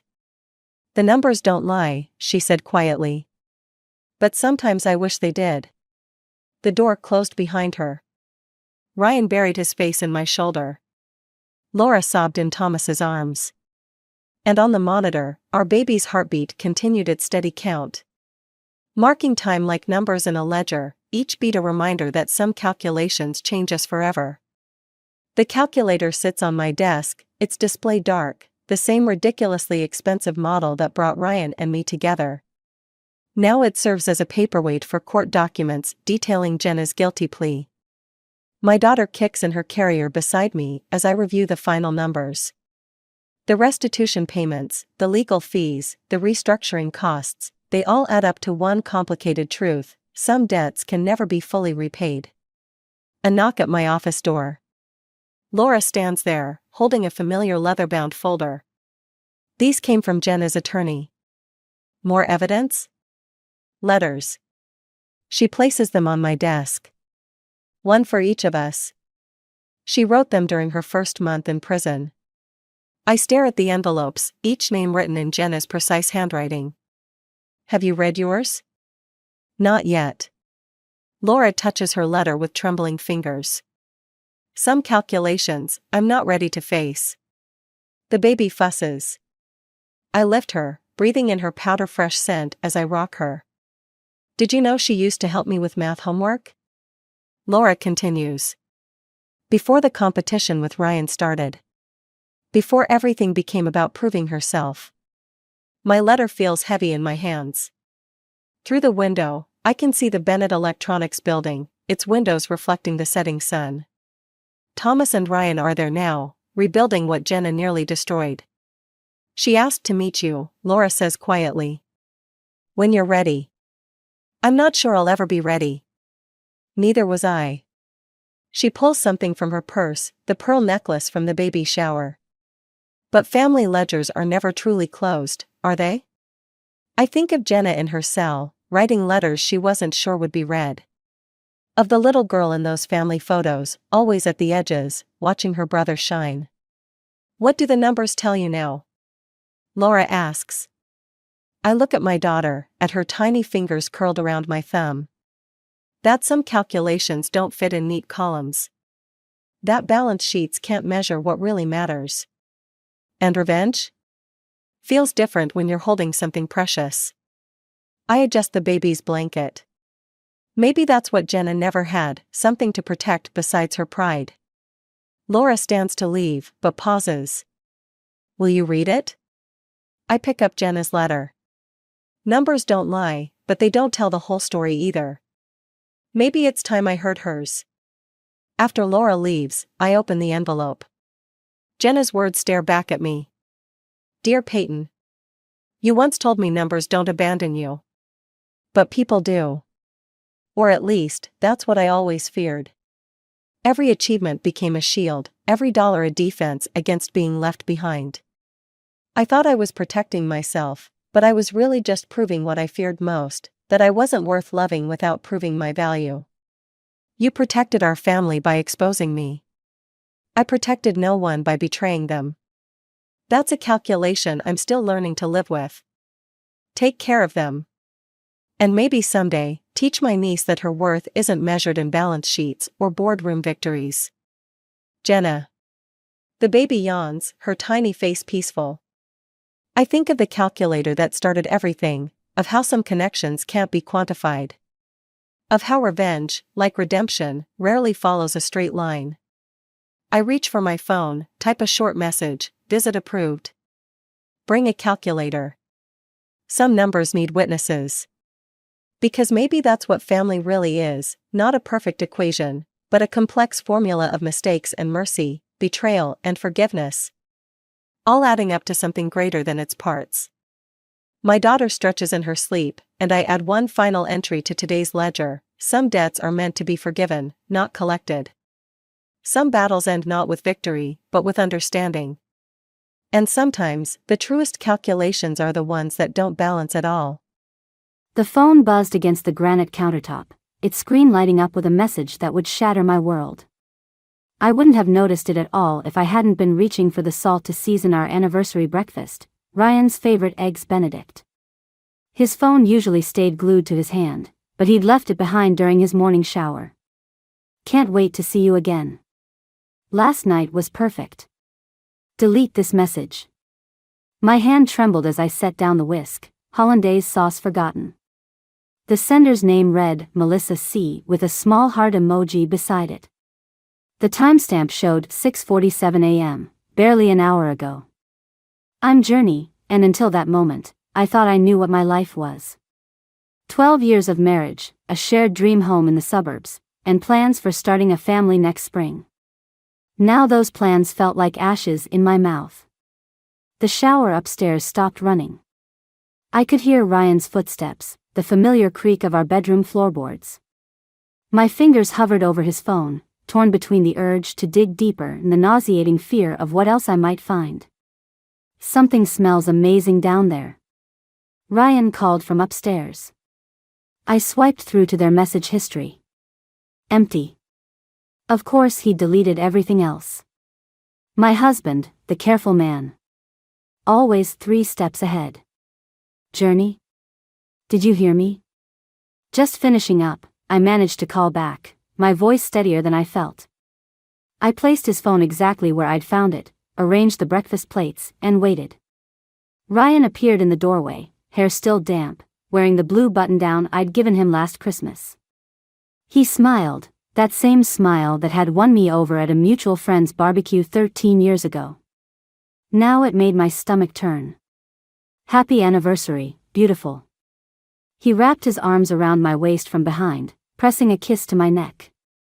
I forced myself not to stiffen, to play along. You didn't have to go all out. Apparently not, I murmured, sliding the plates onto our breakfast bar. What was that? Nothing. I smiled, watching him settle onto his usual stool. How was your shower? Good. Quick. He picked up his fork, then frowned at his phone. Did this light up while I was upstairs? Did it? I took a sip of coffee, studying him over the rim of my mug. I didn't notice. Ryan checked his messages, his expression never changing. 12 years together, and I'd never noticed how good he was at keeping his face neutral. What else had I missed?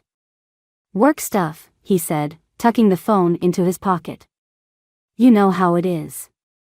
Do I? He paused, fork halfway to his mouth. Everything okay? Who's Melissa? The words escaped before I could stop them, sharp and bitter as the coffee growing cold in my cup. The fork clattered against his plate.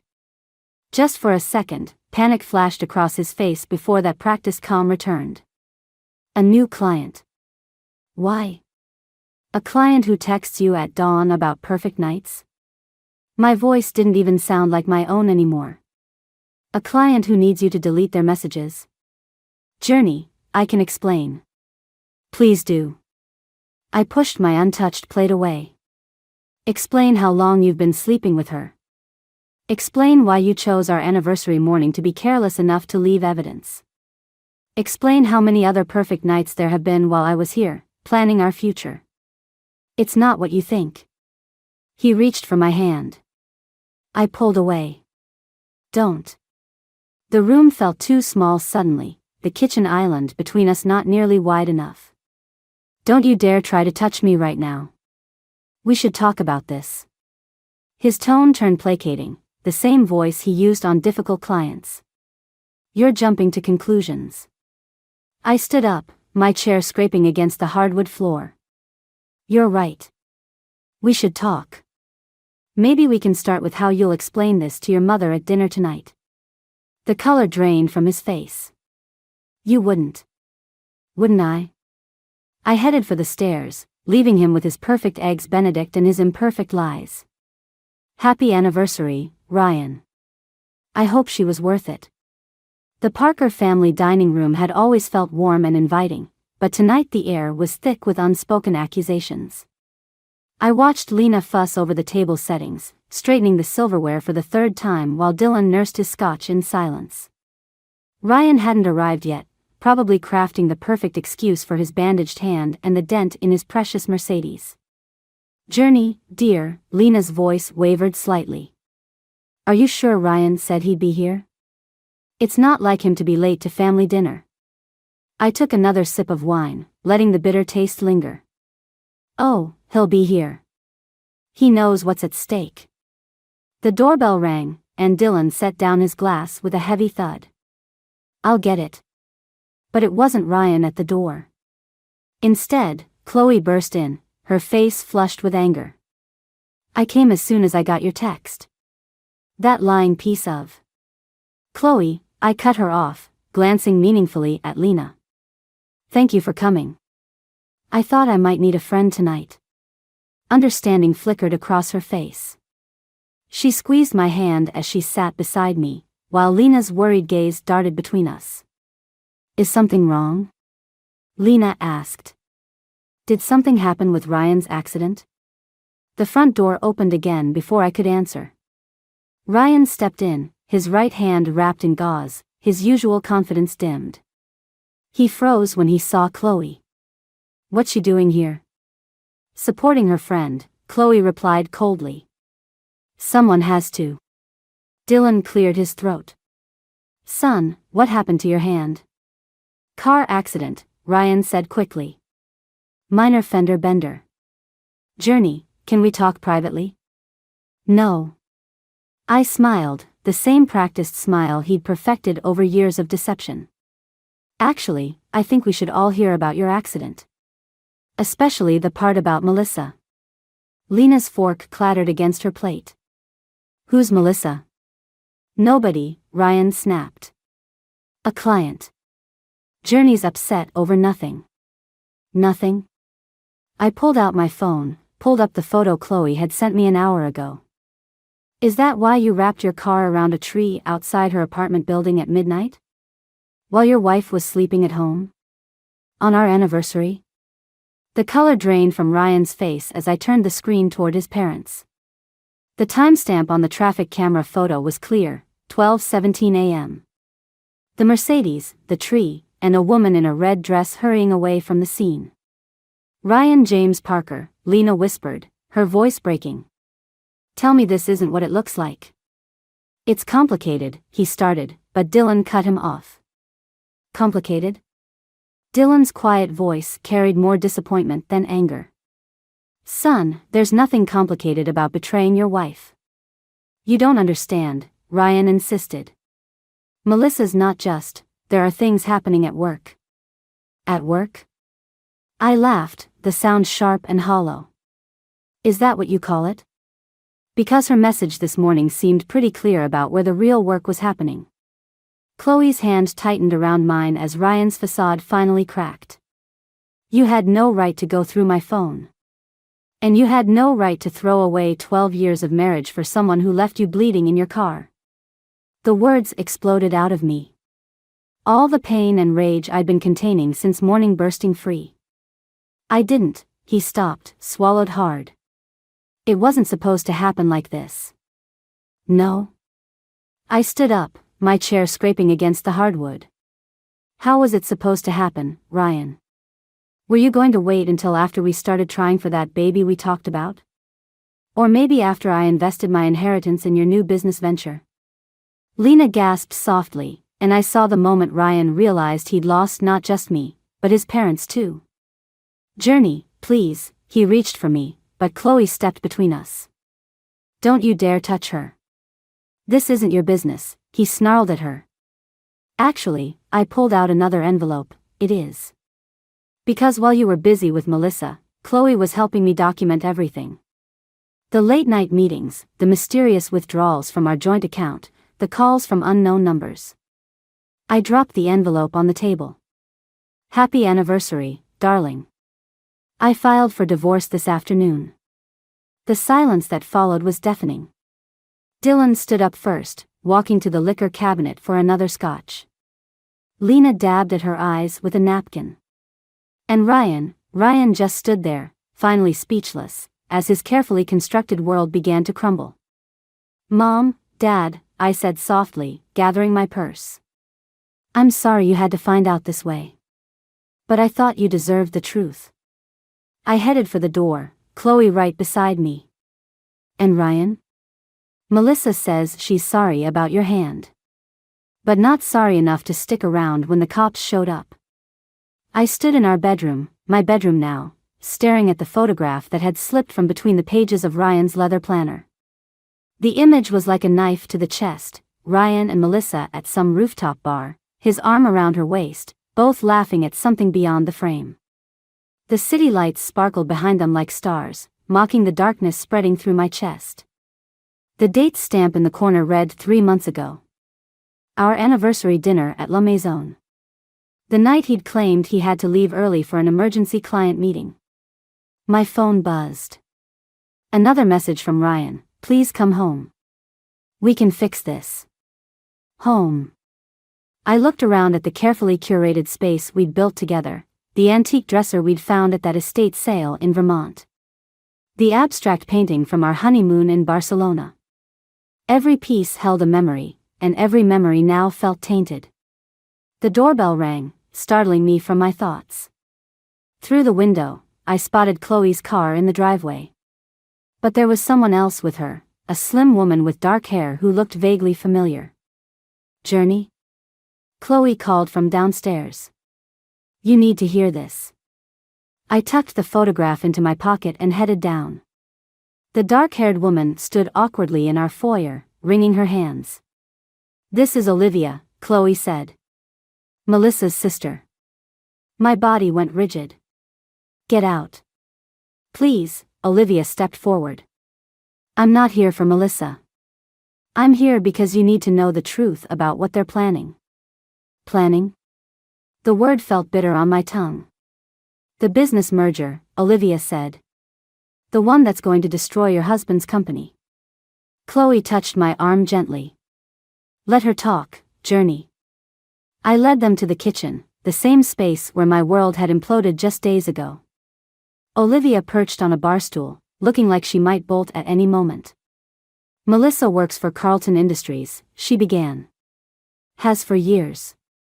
They've been trying to acquire Parker Tech for months, but Ryan wouldn't sell." "What does that have to do with?" I stopped, the pieces clicking into place. "She was sent to seduce him?" Olivia nodded. "It's what she does.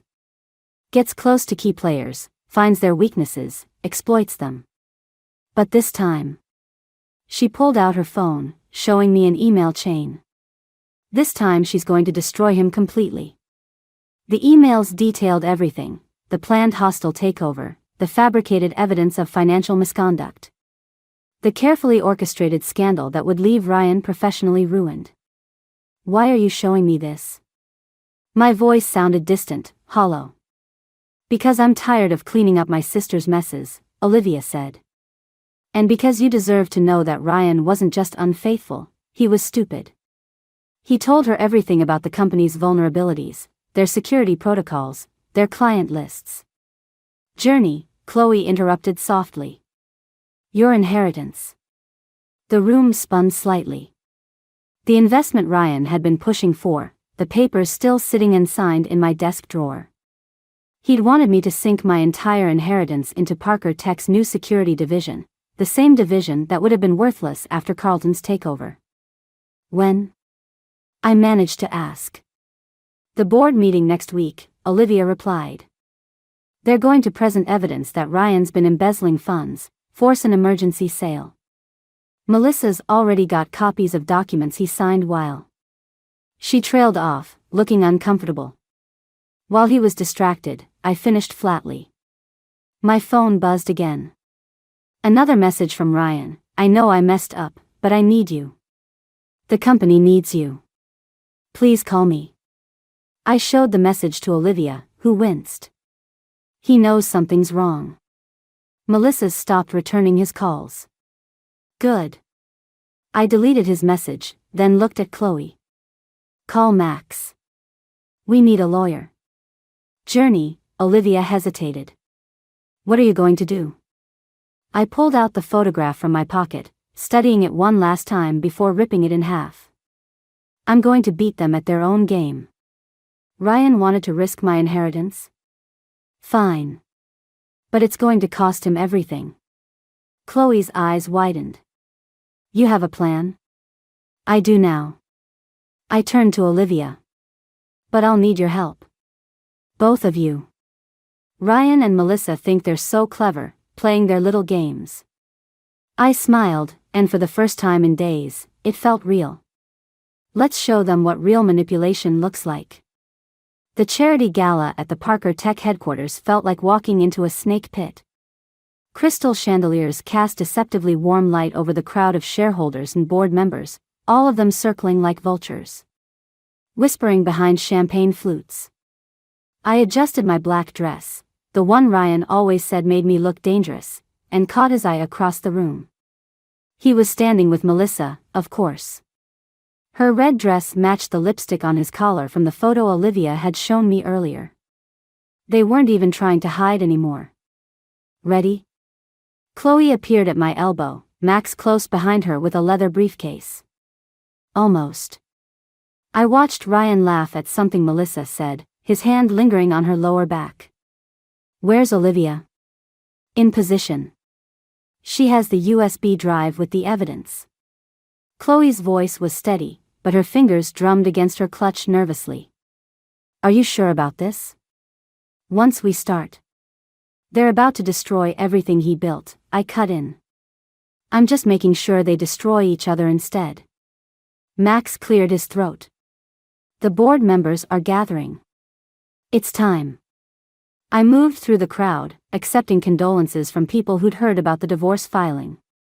Ryan tensed as I approached his little circle, but Melissa's smile only widened. Journey, darling, she purred. I didn't expect to see you here. Wouldn't miss it. I turned to the board chairman beside them. Mr. Phillips, I believe you were interested in discussing my investment in the company? Ryan's glass froze halfway to his lips. What? Oh, didn't Melissa tell you? I pulled out the investment papers from my clutch. We had the most fascinating conversation this morning about the company's future. She made quite a compelling case for why I should invest my inheritance now, before the big announcement. Melissa's smile slipped. I don't. In fact, I continued, she explained everything about Carlton Industries' plans. Very thorough, wasn't she, Ryan? Though I suppose you already knew all about that. The color drained from both their faces as phones around the room began buzzing. Right on schedule, Olivia had released the emails to every board member and major shareholder. What did you do? Ryan grabbed my arm, but Max stepped between us. Careful, Max warned quietly. There are cameras everywhere. Melissa was already backing away, her predatory confidence evaporating as board members began turning to stare at her, their phones in hand. It's not what you think, she started, but Phillips cut her off. Is this true? He waved his phone at Ryan. Have you been feeding company information to Carlton? Of course not. Ryan looked desperately between me and Melissa. Journey, whatever you think you know. Oh, I know everything. I smiled, the same smile he'd taught me over 12 years of marriage. The embezzlement scheme, the fake accounts, the planned takeover. Even that interesting transfer to an offshore account last week. Tell me, was that before or after your little accident outside her apartment? Security was moving through the crowd now, heading for Melissa as she edged toward the exit. Ryan reached for me again, his face twisted with rage and fear. You're bluffing. You can't prove. Actually, Olivia's voice rang out as she emerged from the crowd, we can prove all of it. Hello, sister dear. Melissa's composure finally cracked. You little bitch. Careful, I interrupted. The SEC doesn't like it when corporate spies show their temper. Oh, and they're very interested in those documents you had Ryan sign during your private meetings. The security team reached Melissa just as she lunged for her sister. In the chaos that followed, Melissa screaming, Ryan trying to explain to increasingly hostile board members. Phillips calling for an emergency meeting, I felt strangely calm. Journey, Ryan called as I turned to leave. Wait. Please. I can explain everything. I paused, looking back at the man I'd loved for so long. You know what the funny thing is? I actually believe you could explain it. You've always been good at explaining things, Ryan. But I'm done listening. The last thing I saw as the elevator doors closed was Melissa being led away in handcuffs, Ryan standing alone in a circle of accusatory stares. And Olivia raising her champagne glass in a silent toast to the destruction of her sister's carefully laid plans. The police station's interrogation room felt smaller with each passing hour. Detective Santos pushed another cup of coffee across the metal table, her expression unreadable as she reviewed my statement. Let me make sure I understand, she said. You're claiming Miss Carter orchestrated the entire affair to gain access to Parker Tech's confidential information? Yes. I wrapped my fingers around the warm cup, anchoring myself. But that's not why I'm here. No, Santos agreed. You're here because Melissa Carter was found unconscious in her apartment last night. And your soon-to-be ex-husband is missing. The words hung in the air like smoke. Through the one-way glass, I could see Olivia pacing in the hallway, her face pale with worry. She'd called me at midnight, her voice shaking. Melissa's in the hospital. Ryan was at her place. There's something I need to tell you. Miss Parker? Santos leaned forward. Where were you between 10 p.m. and midnight last night? With Chloe Bennett. We were reviewing divorce paperwork. Convenient timing. I met her gaze steadily. Nothing about this has been convenient. The door opened, and Max stepped in, his lawyer mode in full effect. My client has cooperated fully. Unless you're charging her. Not yet. Santos slid a photograph across the table. But we found this in Miss Carter's apartment. My hands trembled as I picked up the image. It showed Ryan and me at our wedding, but my face had been scratched out violently. Scrawled across it in red ink, "She knows too much." That's Melissa's handwriting, I said quietly. Are you sure? Santos asked. Because we found similar notes in your house when we searched it this morning.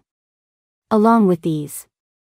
She produced an evidence bag containing letters, dozens of them.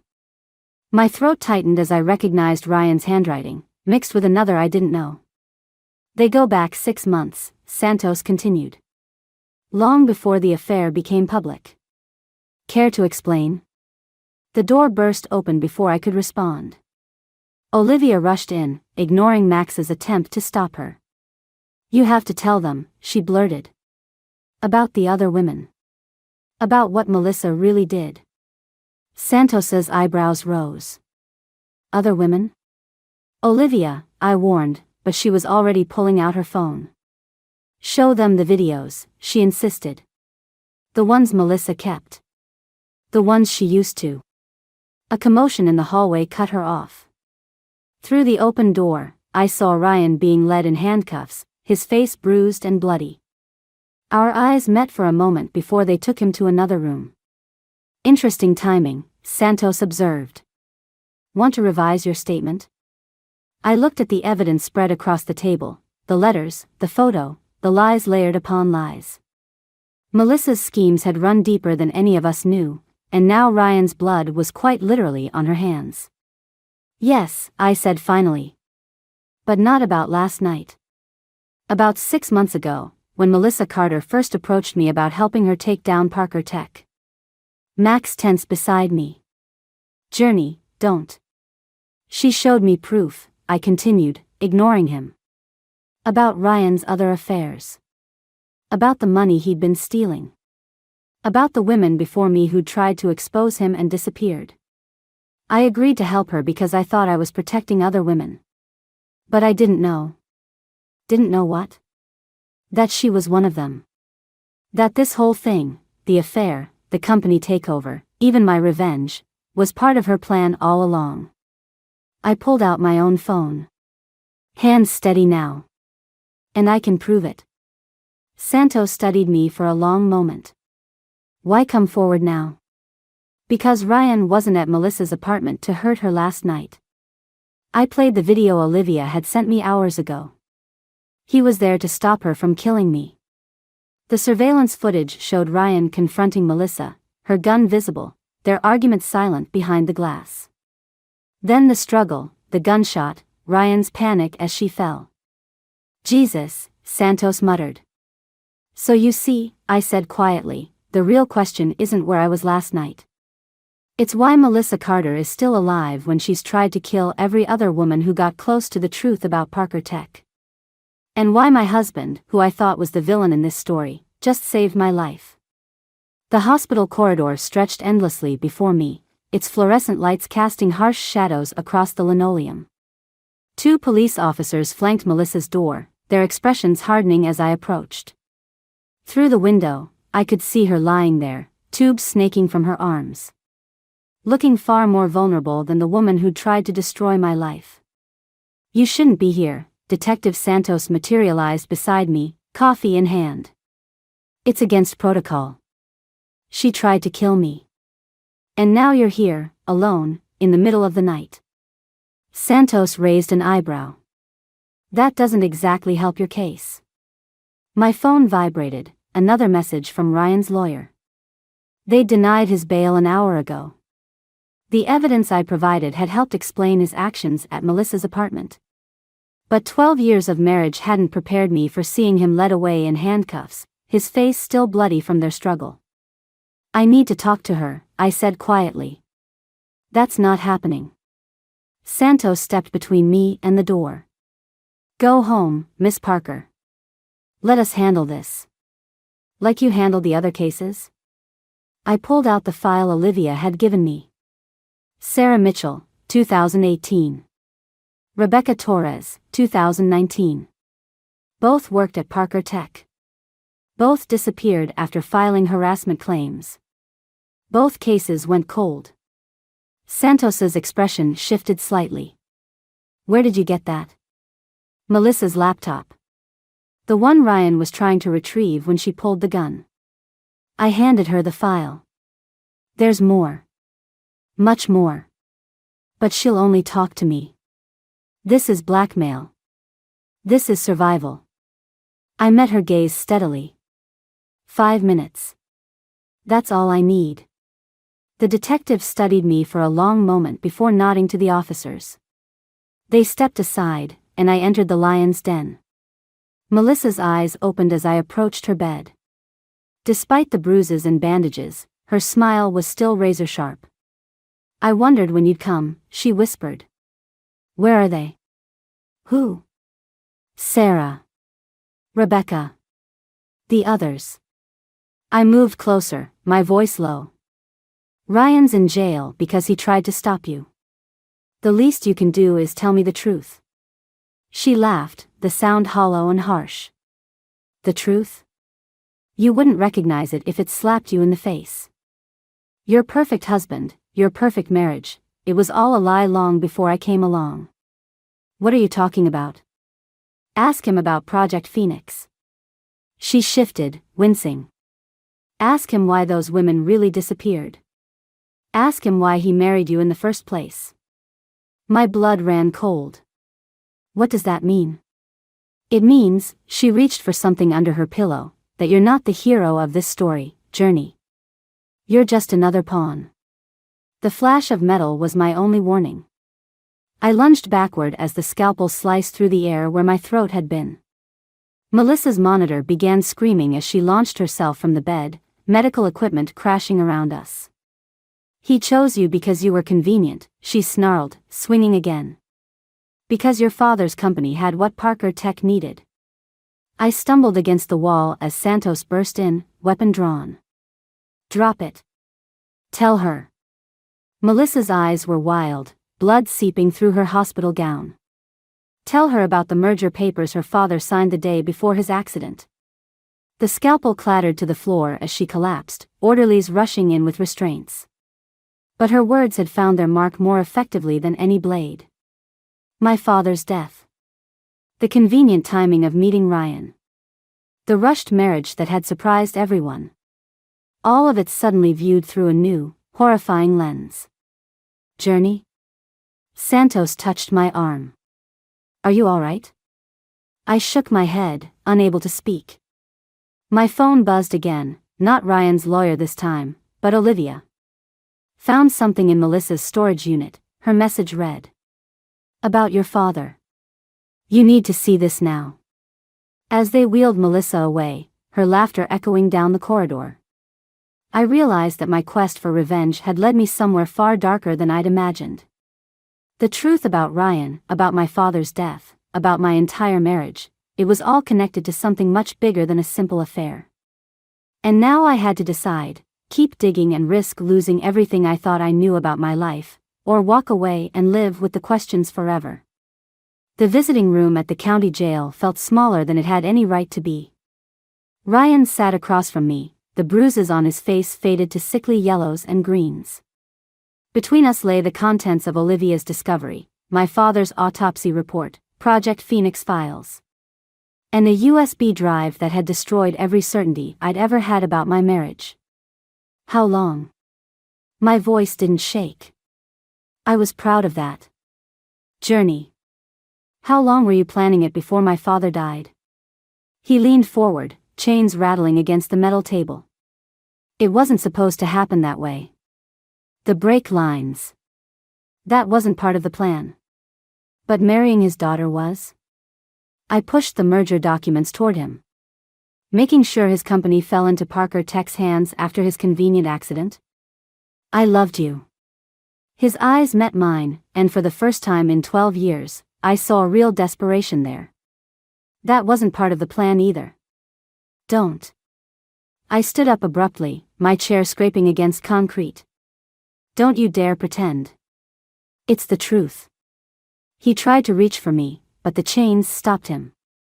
Everything changed after I met you. Why do you think Melissa targeted me? She knew I'd stopped pushing forward with Phoenix because of you. The door opened behind me. Detective Santos stepped in, holding a phone. We found Sarah Mitchell. My heart stopped. Alive? She nodded. In witness protection. She's willing to testify about Phoenix, about Parker Tech's involvement in corporate espionage. And about your father's murder. Ryan's face went slack. You don't understand what you're doing. These people. These people? I laughed, the sound brittle as glass. You mean your father? Dylan's fingerprints are all over these documents. He ordered the hit on my father, didn't he? And you just played along, seduced the grieving daughter to keep her quiet. To protect you. He slammed his hands down, making Santos step forward. Once you were part of the family, you were safe. As long as you didn't know. Safe? I pulled out my phone, showing him the security footage from my house. Is that why Melissa broke in last night? Why she tried to access my father's old files? He went very still. When was this? 3 hours ago. Chloe's watching the house now. Waiting. Call her. His voice turned urgent. Now. Get her out of there. They're not after the files, Journey. They're after you. Santos was already on her radio, but I knew it was too late. My phone buzzed with Chloe's text, company's here. Dylan and 3 others. Following the plan. You knew. Ryan's accusation cut through my rising panic. You're using my father's predictability against him. Like father, like son.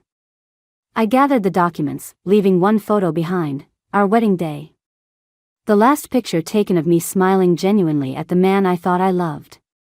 The difference is, I learned from the best how to play the long game. Journey, please. Real fear crept into his voice. Whatever you're planning is already done.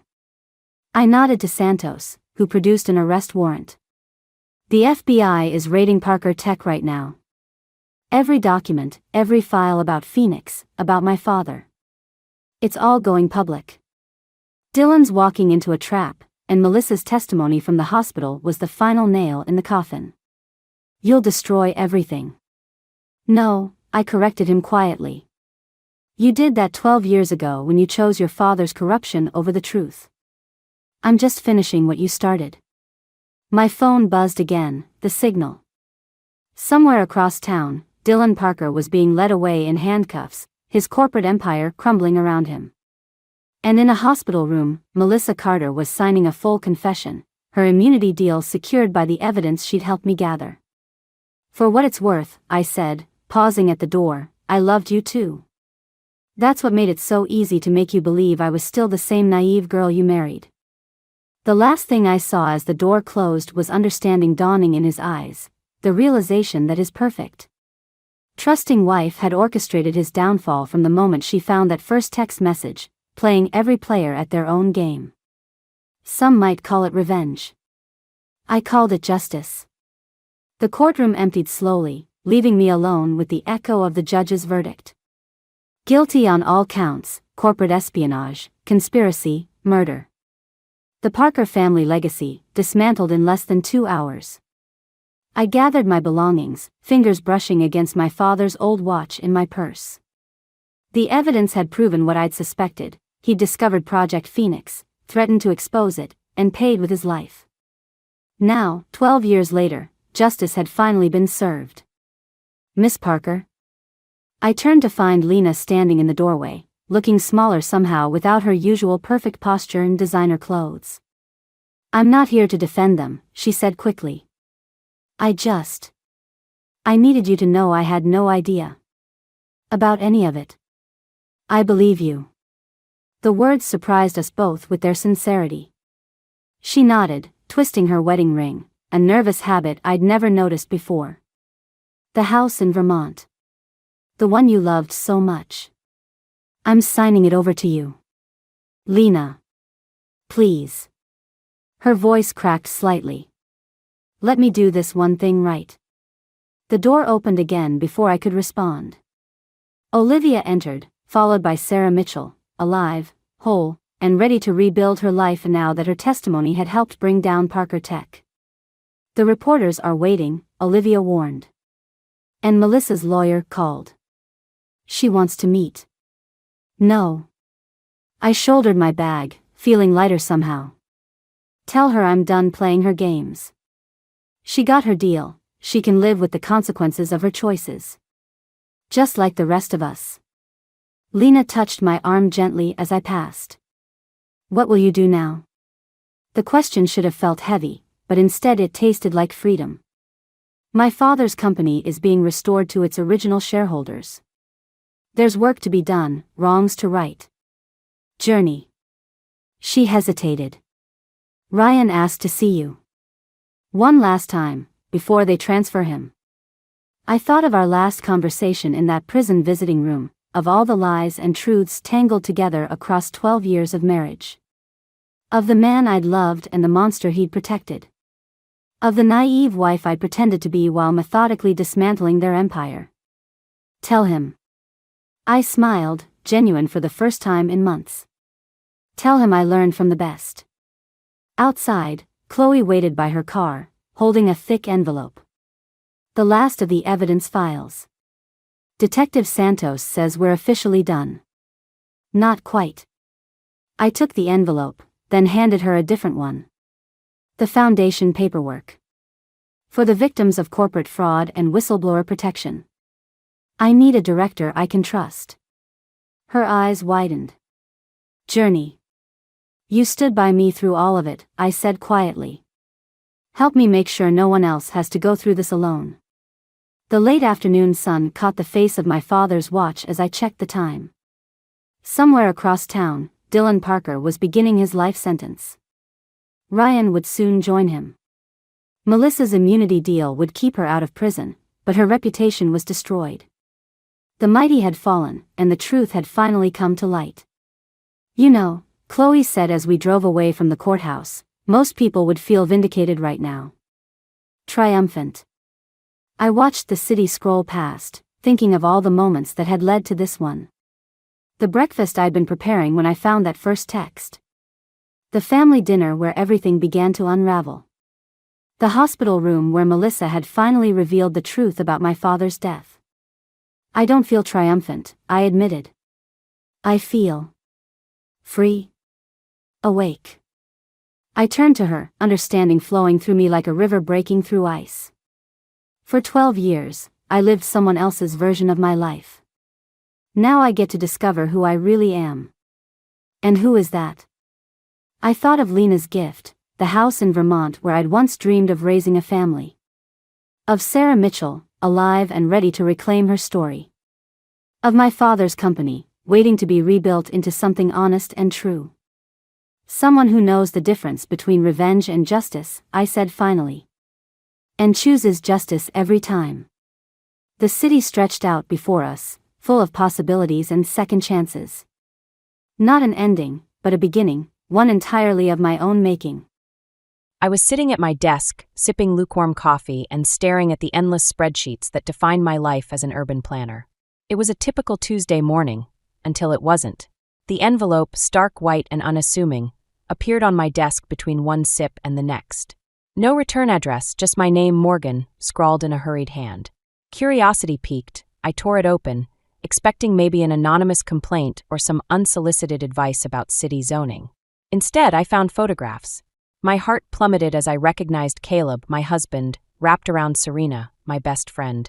They were laughing, sharing a moment that was meant to be private, meant to be ours. The room spun, and I gripped the edge of my desk to steady myself. My name is Morgan, and I thought I had it all figured out. A stable job, a loving husband, and a best friend who felt like family. But life has a way of pulling the rug out from under you when you least expect it. I spent the rest of the day in a fog, the images searing into my mind. I was supposed to be resilient, analytical, someone who could sort through chaos and find order. But this was a mess I never anticipated. By the time I got home, I had replayed 1,000 scenarios in my head, each one more painful than the last.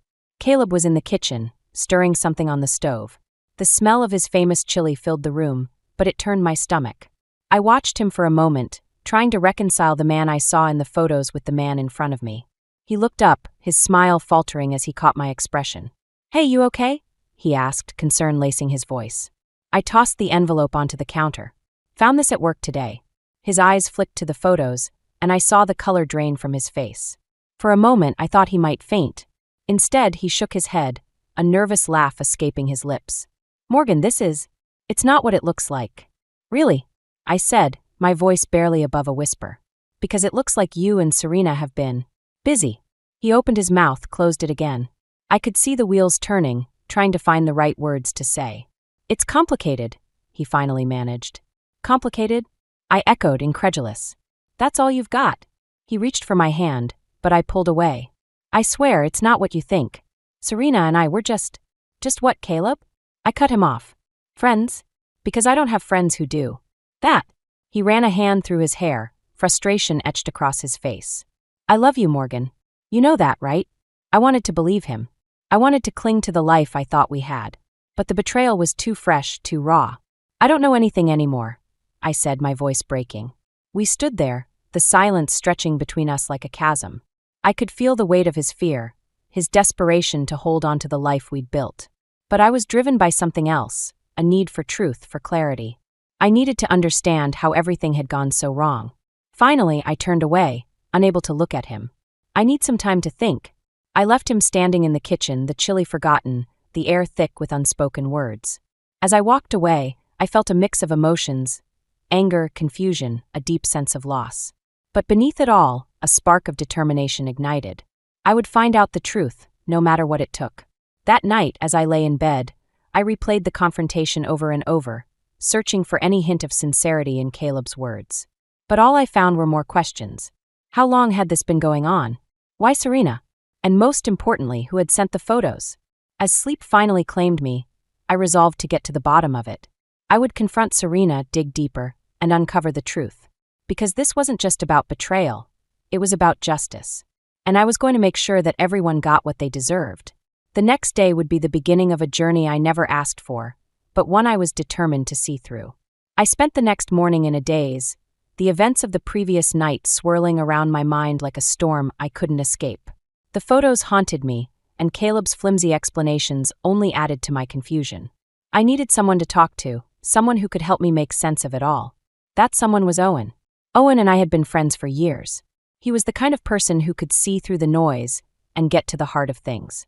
I texted him, asking if we could meet for coffee. His reply was immediate and reassuring. I found myself at our usual cafe, nursing a cappuccino and waiting for him to arrive. When he walked in, his presence was like a bomb. He gave me a quick hug, his warmth cutting through the chill that had settled in my bones. "Morgan, what's going on?" he asked, concern etched in his features. I took a deep breath, trying to steady my voice. "I found out Caleb's been having an affair. With Serena." Owen's eyes widened, and I saw the shock ripple through him. "Serena? Are you sure?" I nodded, sliding the envelope across the table. He glanced at the photos, his expression darkening. "I can't believe this. How long?" "I don't know," I admitted, frustration creeping into my tone. "But I need to find out." Owen leaned back, his gaze steady. "What are you going to do?" "I'm not sure yet. Caleb's denying it, of course. But I can't just let this go." He nodded, understanding without me having to say more. "You know I'm here for you, whatever you need." His support was a lifeline, and I felt a flicker of hope in the midst of my turmoil. Thanks, Owen. I don't know where to start. He reached across the table, giving my hand a reassuring squeeze. You'll figure it out. And if you need help, you've got me. As we talked, I noticed a change in Owen, a subtle shift in the way he looked at me. There was something deeper in his eyes, something that hinted at more than friendship. It was a glimpse of a possibility I hadn't considered, but now wasn't the time to explore it. Meanwhile, Caleb and Serena were carrying on as if nothing had happened. I couldn't shake the feeling that there was more to their affair, something beneath the surface that I hadn't yet uncovered. It was infuriating, the way they rationalized their actions, as if their betrayal was somehow justified. That afternoon, I decided to confront Serena. I needed to see her face, hear her side of things, even if it meant ripping open the wound a little wider. I walked into her boutique, the bell above the door chiming my arrival. She looked up from the counter, her smile faltering when she saw me. "Morgan, hey," she said, her voice too bright, too forced. "Serena," I replied, keeping my tone neutral. "Can we talk?" She hesitated, glancing around the empty store. "Sure, what's up?" I cut to the chase. "I know about you and Caleb." Her face went pale, and I saw the mask slip, just for a moment. "Morgan, Save it," I interrupted, my anger bubbling to the surface. "I just want to know why." She shifted uncomfortably, her eyes darting anywhere but mine. "It's complicated," she said, echoing Caleb's pathetic excuse. "Try me." She sighed, a hint of frustration in her voice. "It just happened, okay? We didn't mean for it to go this far." I laughed, a bitter sound that surprised even me. "That's supposed to make it better?" "No, I'm sorry, Morgan. I never wanted to hurt you." Her apology felt hollow, and I knew there was more she wasn't saying. But I also knew I wasn't going to get the truth from her. Not now, maybe not ever. "I guess that makes two of us," I said, turning to leave. As I walked away, I felt the weight of her gaze on my back. I knew this was only the beginning of a long, painful journey. But I also knew I wasn't alone. With Owen's support, I was determined to uncover the truth and find a way to rebuild my life. The cracks in the foundation of my world were deepening, but I wasn't going to let them break me. Not yet. The days that followed were a blur of suspicion and unease. Caleb and I existed in a tense silence, each of us tiptoeing around the other, careful not to disturb the fragile peace. But beneath the surface, a storm was brewing, and I could feel it growing stronger with each passing moment. I spent hours combing through our shared life, looking for clues, for anything that might give me the answers I needed. It was during one of these late-night searches that I stumbled upon a phone I didn't recognize, tucked away in the back of Caleb's desk drawer. My heart pounded as I powered it on, my hands trembling with a mix of fear and anticipation. The messages were there, plain as day. Conversations between Caleb and Serena that left no room for doubt. They spoke in a language of intimacy and deceit that made my skin crawl. I felt a hot flush of anger and betrayal, my hands shaking as I scrolled through their words, each message a dagger to my heart. I couldn't stay in the house, not with the walls closing in around me. I grabbed my coat and slipped out into the night, the cool air hitting my face like a slap. I found myself at Naomi's door, my neighbor and friend, hoping for some clarity, some way to make sense of the chaos. Naomi opened the door, her expression shifting from surprise to concern as she took in my disheveled state. "Morgan, what's happened?" she asked, ushering me inside. I handed her the phone, unable to speak. She took it, her eyes widening as she read through the messages. "Oh, Morgan," she said softly, her voice filled with empathy. "I don't know what to do," I admitted, my voice barely a whisper. "Everything feels like it's falling apart." Naomi sat beside me, her presence a comforting anchor. "You're stronger than you think," she said, her words a balm to my fractured spirit. "But you don't have to go through this alone." Her support was a lifeline, and I clung to it, drawing strength from her unwavering belief in me. But even as I sat there, I knew I couldn't keep running. I had to face this head-on, no matter how painful it might be. The next morning, I called Caleb, asking him to meet me at the park. I needed to confront him, to hear his side of things once more, even if it meant tearing open the wound all over again. He arrived, looking worn and weary, the weight of his deceit etched into his features. "Morgan," he said, his voice tentative. I handed him the phone, watching as realization dawned on his face. "I found this," I said, my voice steady despite the turmoil churning inside me. He looked up, a mixture of guilt and resignation in his eyes. "I'm sorry," he said, the words falling flat between us. "Why, Caleb?" I asked, my voice breaking. Why Serena? He hesitated, searching for the right words. I don't know, he admitted. It just happened. I didn't mean for it to get this far. That's not good enough, I replied, my anger simmering beneath the surface. You've shattered everything we built. For what? His silence spoke volumes, and I realized that maybe he didn't have an answer. Maybe there was no justification for what he'd done. As we stood there, the tension between us palpable, I felt a shift within myself. The need for revenge, for justice, was still there, but it was evolving into something more, a desire for closure, for peace. I didn't want to be consumed by this betrayal. I wanted to reclaim my life, to find a way forward that didn't involve being defined by Caleb's actions. Just as I thought our conversation was drawing to a close, Caleb's phone buzzed. He glanced at it, his expression shifting to one of panic. I have to go, he said abruptly, turning to leave. Caleb, wait. I called after him, but he was already walking away, his retreating figure a reminder of the distance that had grown between us. I watched him go, a new determination taking root within me. This wasn't over, not by a long shot. There were still questions that needed answers, truths that needed to be uncovered. And I was going to find them, no matter what it took. As I walked away from the park, I felt a sense of resolve settle over me. The path ahead was uncertain, filled with obstacles and challenges I couldn't yet see. But I knew one thing for sure. I was ready to face whatever came next. The days after my confrontation with Caleb were a whirlwind of emotions and decisions. I felt like I was walking a tightrope, balancing between the urge for revenge and the need to maintain some semblance of dignity. I knew that I couldn't just sit back and let this betrayal define me. I needed to take control of the situation, but how? I confided in Owen again, meeting him at a quiet corner of the park where we could speak freely. He listened intently, his eyes never leaving mine, offering a silent promise of support. Morgan, you're handling this better than anyone could expect, he said, his voice steady and reassuring. Am I? I asked, feeling the weight of my uncertainty. I'm just trying to figure out what's next. He paused, choosing his words carefully. Have you thought about what you really want out of this? Is it revenge or something else? His question lingered in the air, forcing me to confront my own motivations. I realized I didn't just want to hurt Caleb and Serena in return. I wanted to reclaim my life, to break free from the shadow of their betrayal. But how could I do that without losing myself in the process? As we talked, Owen's phone buzzed. He glanced at it, his brow furrowing. It's Naomi, he said, a hint of surprise in his voice. She says it's urgent. I felt a flicker of apprehension. Naomi was the kind of person who didn't panic easily, so if she said it was urgent, it probably was. We made our way to her house, my mind racing with possibilities. Naomi greeted us at the door, her expression serious. Morgan, I found something, she said, leading us to her kitchen table. There, she had laid out a series of documents, each one more damning than the last. These are financial records, she explained. It looks like Caleb and Serena have been funneling money from your joint account into a business venture. My heart sank as I scanned the documents. The betrayal ran deeper than I'd realized. Caleb hadn't just been unfaithful. He'd been siphoning off our savings to fund Serena's boutique. My hands trembled as I tried to process the enormity of it all. Why would they do this?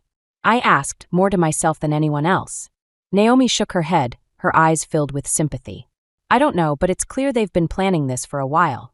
The revelation hit me like a tidal wave, threatening to pull me under. But instead of succumbing to despair, I felt a surge of determination. This was the turning point I needed. I couldn't just stand by and let them get away with it.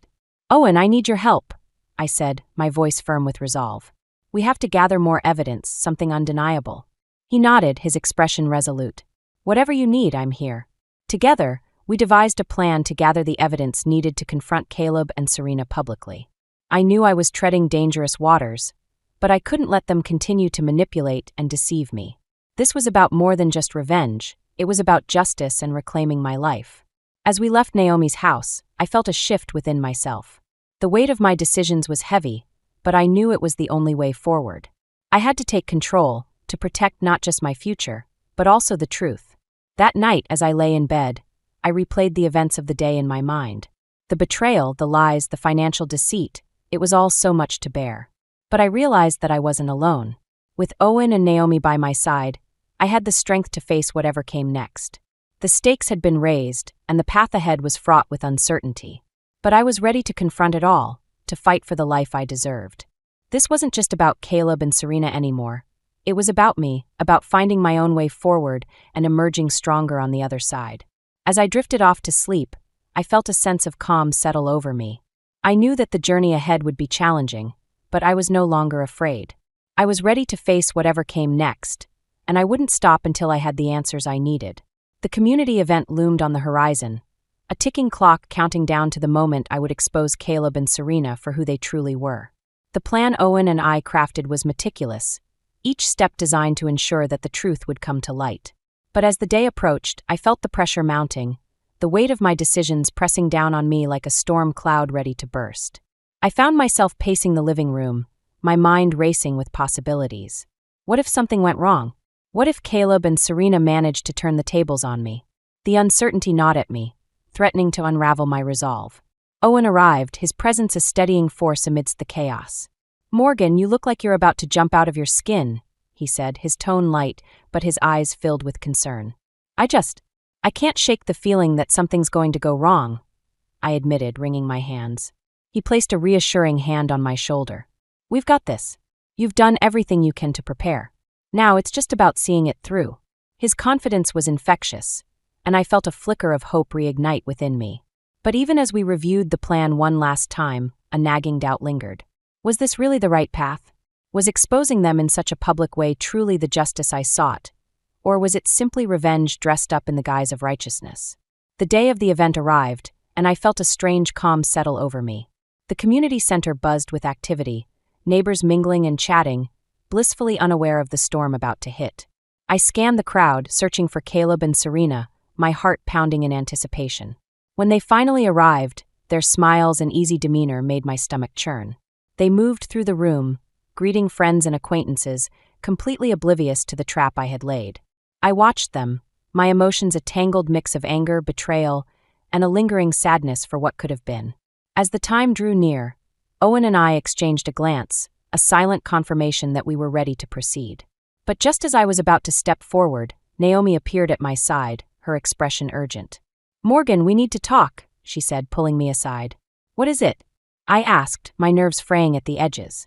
"I overheard something," she said, her voice low. "Caleb's been telling people that you've been unstable, that you're making things up." The revelation hit me like a punch to the gut. Caleb wasn't just trying to protect himself. He was actively working to undermine me, to paint me as the villain in this twisted narrative. Anger flared within me, but so did a renewed determination. I couldn't let him win, couldn't let him rewrite the truth. I returned to Owen, my resolve stronger than ever. "We're going through with it," I said, my voice steady. He nodded, understanding the gravity of the moment. Together, we moved to the front of the room, drawing the attention of the crowd. My heart raced as I took a deep breath, ready to lay everything bare. "Thank you all for being here," I began, my voice carrying through the room. "There's something important I need to share." As I spoke, I felt a shift in the room, the air growing tense with anticipation. Caleb and Serena's expressions changed from curiosity to horror as they realized what was happening. I laid out the evidence, the photos, the financial records, each piece a nail in the coffin of their deceit. The room erupted in whispers and gasps, the weight of the truth crashing down like a tidal wave. Caleb tried to protest, his voice rising in desperation, but the evidence was irrefutable. Serena stood frozen, her charm and manipulation stripped away in the harsh light of reality. As I finished, I felt a sense of release, a burden lifted from my shoulders. But with it came a new understanding. This wasn't just about exposing them, it was about freeing myself, about reclaiming my narrative and moving forward on my own terms. The fallout was immediate, the crowd buzzing with shock and disbelief. But amidst the chaos, I felt a sense of clarity. I had faced the storm and emerged stronger, ready to build a new life from the wreckage. As the event wound down, Owen stood by my side, his presence a comforting anchor. "You did it," he said, a note of pride in his voice. "I did," I replied, feeling the truth of it resonate within me. The journey wasn't over, but I was ready to face whatever came next, armed with the knowledge that I could weather any storm. The aftermath of the community event was a whirlwind. The truth was out, and Caleb and Serena were left to pick up the pieces of their shattered reputations. But as the dust settled, I found myself standing in the wreckage of my own life, unsure of what came next. The satisfaction I thought I'd feel was overshadowed by a hollow emptiness, a reminder of all that had been lost. I returned home, the silence of the house pressing in on me. Owen had offered to stay, to help me navigate the chaos, but I needed to be alone to process everything that had happened. The weight of my decisions hung heavy, and I couldn't shake the feeling that I'd crossed a line, that in seeking justice, I'd lost a part of myself. The days blurred together, each one bringing new challenges.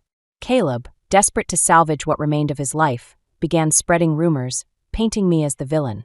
Friends I thought I could trust started to distance themselves, their whispers echoing in the spaces where laughter once lived. I felt the walls closing in, the life I'd built crumbling around me. It was as if I'd been stripped bare, every vulnerability exposed for the world to see. I tried to focus on work, on the things I could control, but even that felt like a losing battle. My mind was a storm of doubt and regret, and I couldn't find my way through the chaos. One evening, as I sat at the kitchen table, a knock at the door pulled me from my thoughts. It was Naomi, her expression a mix of concern and determination. "Morgan, we need to talk." I nodded, inviting her in. She took a seat across from me, her gaze steady. "I heard about Caleb's rumors," she said, her voice gentle. "You can't let him do this to you." "I don't know what to do," I admitted, my voice barely above a whisper. "It feels like everything's falling apart." Naomi reached across the table, her hand covering mine. "You're stronger than you think. You've come this far, and you're not alone." Her words were a balm to my wounded spirit, but even as she spoke, I felt the weight of my decisions pressing down on me.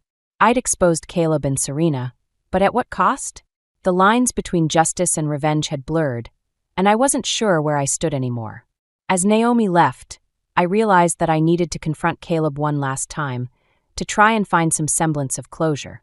I called him, asking him to meet me at the park, the place where our lives had first collided in chaos. He arrived, his expression guarded, the charm that once captivated me now a distant memory.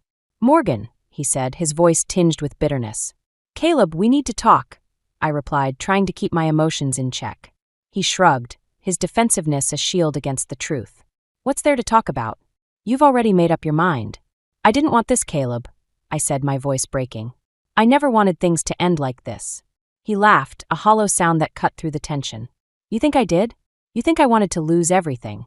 We stood there, the weight of our choices hanging between us. I could see the pain in his eyes, a reflection of my own, and for a moment, I wondered if things could have been different. But before I could speak, Caleb's phone buzzed. He glanced at it, his expression shifting to one of panic. "I have to go," he said abruptly, turning to leave. "Caleb, wait." I called after him, but he was already walking away, leaving me alone in the fading light. I watched him go, a sense of finality settling over me. The confrontation I'd hoped for had slipped through my fingers, leaving me with more questions than answers. But as I stood there, I realized that maybe the closure I sought wouldn't come from him. Maybe it had to come from within, from finding a way to forgive myself for the choices I'd made. The path ahead was uncertain, and I knew it wouldn't be easy. But I also knew that I couldn't let this define me. I had to find a way to rebuild, to reclaim my life and move forward, even if it meant starting from scratch. As I left the park, I felt a flicker of hope amidst the darkness. The journey wasn't over, but I was ready to face whatever came next, armed with the knowledge that I could weather any storm. The air was thick with tension as I approached the boutique, my heart pounding in my chest. I knew this was it, the moment I would confront Serena and finally lay everything bare. The truth was out in the open, but there were still pieces missing, threads that needed tying up before I could truly move on. As I entered, the bell above the door chimed, announcing my arrival. Serena looked up from the counter, her eyes widening in surprise. "Morgan," she said, her voice carefully neutral. "Serena," I replied, keeping my tone steady. "We need to talk." She hesitated, glancing around the empty store before nodding. "All right," she said, gesturing for me to follow her to the back room. The small space was cluttered with boxes and merchandise, a stark contrast to the polished exterior she presented to the world. I could feel the weight of our shared history pressing down on me, the years of friendship tainted by betrayal. Serena crossed her arms, her posture defensive. "What do you want, Morgan?" "I want the truth," I said, meeting her gaze. "I know you manipulated Caleb, threatened him with something from his past." "Why?" She laughed, a brittle sound that echoed in the cramped room. "You think you know everything, don't you?" "I know enough," I replied, refusing to back down. "But I want to hear it from you." For a moment, I thought she might deny it, might try to spin another web of lies. But then her shoulders sagged, the fight leaving her. "Fine," she said, her voice resigned. "I did it. I told Caleb I'd reveal his secret if he didn't do what I wanted. Why? I asked, the question hanging between us like a challenge. Because I was tired of being second best, she snapped, her eyes flashing with anger. You had everything, Caleb, the perfect life. I wanted a piece of it. Her words cut deeper than I expected, the truth of them stinging like a fresh wound. But beneath the anger, I saw something else, a vulnerability, a fear of losing control. Serena, you didn't have to do this, I said, my voice softer now. We were friends. Were we? She shot back, bitterness lacing her words. Or was I just someone you kept around to make yourself feel better? The accusation hit hard, forcing me to confront the truth of our friendship. Had I taken her for granted, assumed she'd always be there without considering her own struggles? The realization was a bitter pill to swallow, but it also brought clarity. I'm sorry, I said, the words surprising even me. I didn't see it, and I should have. She looked at me, surprise flickering across her face. You really mean that? I do, I replied, feeling the weight of my own mistakes. But it doesn't excuse what you did. She nodded, a flicker of regret crossing her features. I know. I didn't know how to stop once it started. We stood there, the silence between us heavy with unspoken words. I realized that this confrontation wasn't about revenge or justice anymore. It was about understanding, about finding a way to move forward. Serena, what you did was wrong, I said, my voice firm but not unkind. But we can't change the past. All we can do is try to be better. She nodded, her expression thoughtful. I'll make it right, Morgan. I promise. As I left the boutique, I felt a sense of closure, a release from the anger that had consumed me for so long. The confrontation had brought me face to face with the core themes of my journey: betrayal, justice, and the possibility of redemption. I stepped out into the street, the sun warm on my face, and felt a flicker of hope for the future. The path ahead was still uncertain, but I knew I was ready to face it, armed with the knowledge that I could weather any storm. As I walked away, I realized that the greatest challenge wasn't confronting Serena or Caleb. It was confronting myself, my own fears and insecurities. And in doing so, I'd found a strength I never knew I had. The weeks following my confrontation with Serena were a time of quiet reflection and gradual healing. The storm that had upended my life was finally settling, leaving behind a landscape I was slowly learning to navigate. I found solace in routine, in the familiar rhythm of work and the small joys of everyday life. Owen was a constant presence, his support unwavering. We spent evenings talking about everything and nothing, our conversations a balm to my wounded heart. There was a warmth between us, a gentle understanding that hinted at something more. But for now, I was content to let it unfold naturally, without the pressure of defining it. One afternoon, as I was sorting through a box of old letters and mementos, I stumbled upon a letter in Caleb's handwriting. It was tucked away in a corner, forgotten amidst the chaos. My heart skipped a beat as I unfolded it, unsure of what I might find. The words were raw and unguarded, a glimpse into a side of Caleb I hadn't seen in a long time. He spoke of his regrets, his failures, and the weight of his insecurities. He admitted to feeling lost, to letting his fears drive him to betray the life we'd built together. But most importantly, he expressed a deep remorse, a wish for forgiveness. Not from me, but for himself.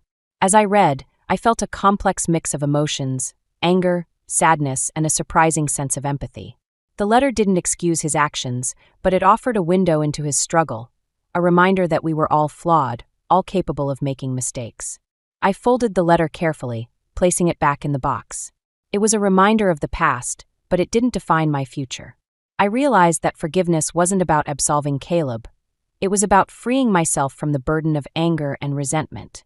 It was about finding peace within, about allowing myself to move forward without the weight of the past holding me back. Later, as the sun dipped below the horizon, Owen and I sat on the porch, the air warm and still. "You've come a long way," he said, his voice soft but filled with admiration.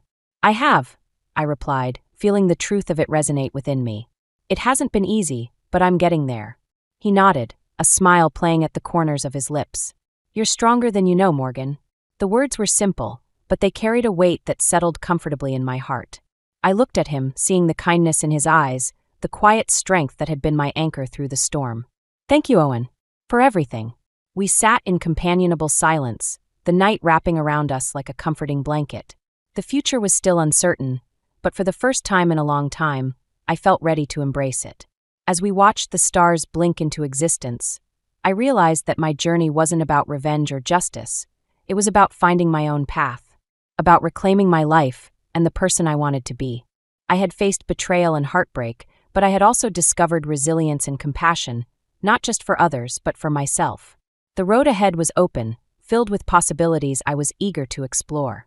And while some questions remained unanswered, I knew I had the strength to face whatever came next. In the quiet of the evening, I felt a sense of closure, a peace that had eluded me for so long. The past was a part of me, but it didn't define me. I was free to write the next chapter of my life, to embrace new beginnings and the promise of what lay ahead. And as I sat there, surrounded by the warmth of friendship and the promise of tomorrow, I knew that I was finally home. The notification from my banking app lit up my phone at exactly 2:17 p.m. on a Tuesday. I remember the time precisely because I was in the middle of a quarterly financial review meeting when my world started to crack. My name is Evie, and I used to think I had my life perfectly arranged, like the spreadsheets I spend my days analyzing. The message showed a withdrawal of $47,000 from our joint savings account. My stomach dropped as I stared at the screen, the numbers burning into my retinas while my colleague's voice faded into white noise. Evie? The Thompson account projections? I snapped my head up, meeting my supervisor's questioning gaze. Sorry, I just need to. Excuse me for a moment. I grabbed my phone and practically ran to the bathroom, my heels clicking against the marble floor in an uneven rhythm. With trembling fingers, I called Travis. It rang 6 times before going to voicemail. Of course. My husband's phone was perpetually set to silent when he was in the zone with his photography. I tried again.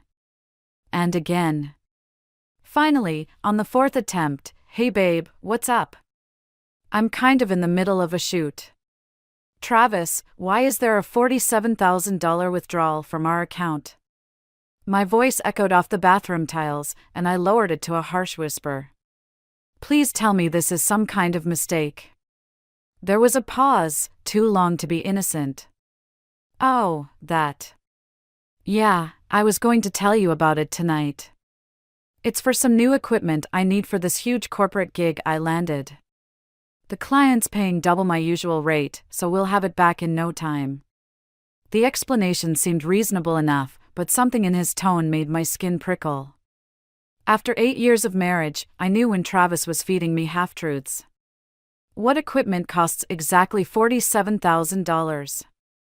I pressed. Listen, I can't really talk right now. The client's waiting.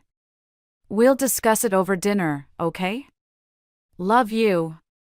He hung up before I could respond.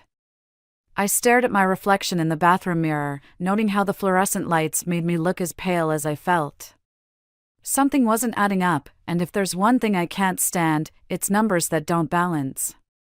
Back at my desk, I couldn't focus on work. Instead of analyzing market trends, I found myself logging into our online banking portal. The withdrawal had been made in cash, at a branch across town. Travis hadn't used his card for any major photography equipment purchases recently. In fact, looking at his transaction history, there was a pattern of increasingly large withdrawals over the past few months that I'd somehow missed. When I got home that evening, the house was dark. A text from Travis said he'd be late, the shoot was running over. I sat in our home office, the blue light from his laptop casting shadows on the wall. He always left it logged in, trusting me completely. Or maybe he was just careless. I hesitated only a moment before opening his email. It felt wrong, invasive, but the nagging feeling in my gut wouldn't let go. That's when I found the folder labeled Investment Opportunities.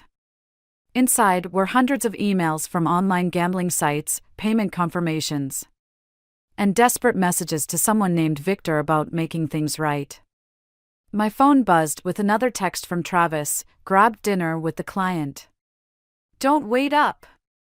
Tomorrow night, I promise we'll talk." I closed the laptop and walked to our bedroom, where I opened his side of the closet. Behind his carefully arranged camera equipment and the vintage leather jacket I'd given him for his birthday, I found a stack of papers stuffed into an old shoebox.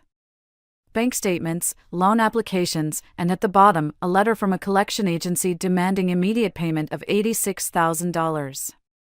The Travis I thought I knew would never hide something like this. But then again, maybe I never really knew Travis at all. And that realization scared me more than any number on those statements. I barely slept that night, watching Travis's side of the bed remain empty until dawn. When he finally stumbled in around 6 a.m., I pretended to be asleep, studying him through barely open eyes as he kicked off his shoes and collapsed fully clothed onto the mattress. My brother Sam's law office was only a 10-minute walk from my workplace, but it felt like miles that morning. Each step was heavy with the weight of what I'd discovered. When I arrived, his secretary waved me straight through. Being the boss's sister had its perks. "You look like hell," Sam said, not looking up from his computer. When I didn't respond with our usual banter, he finally raised his eyes. "Evie?" I dropped the stack of papers I'd found in Travis's closet onto his desk. "I need your help." Sam picked up the collection notice, his expression darkening as he read. "Jesus Christ. 86,000? Plus the 47 from your savings?" He shuffled through the papers, his lawyer face settling in. "How long has this been going on?" "I don't know." My voice cracked. I thought I knew everything about our finances. "I'm supposed to be good at this, Sam.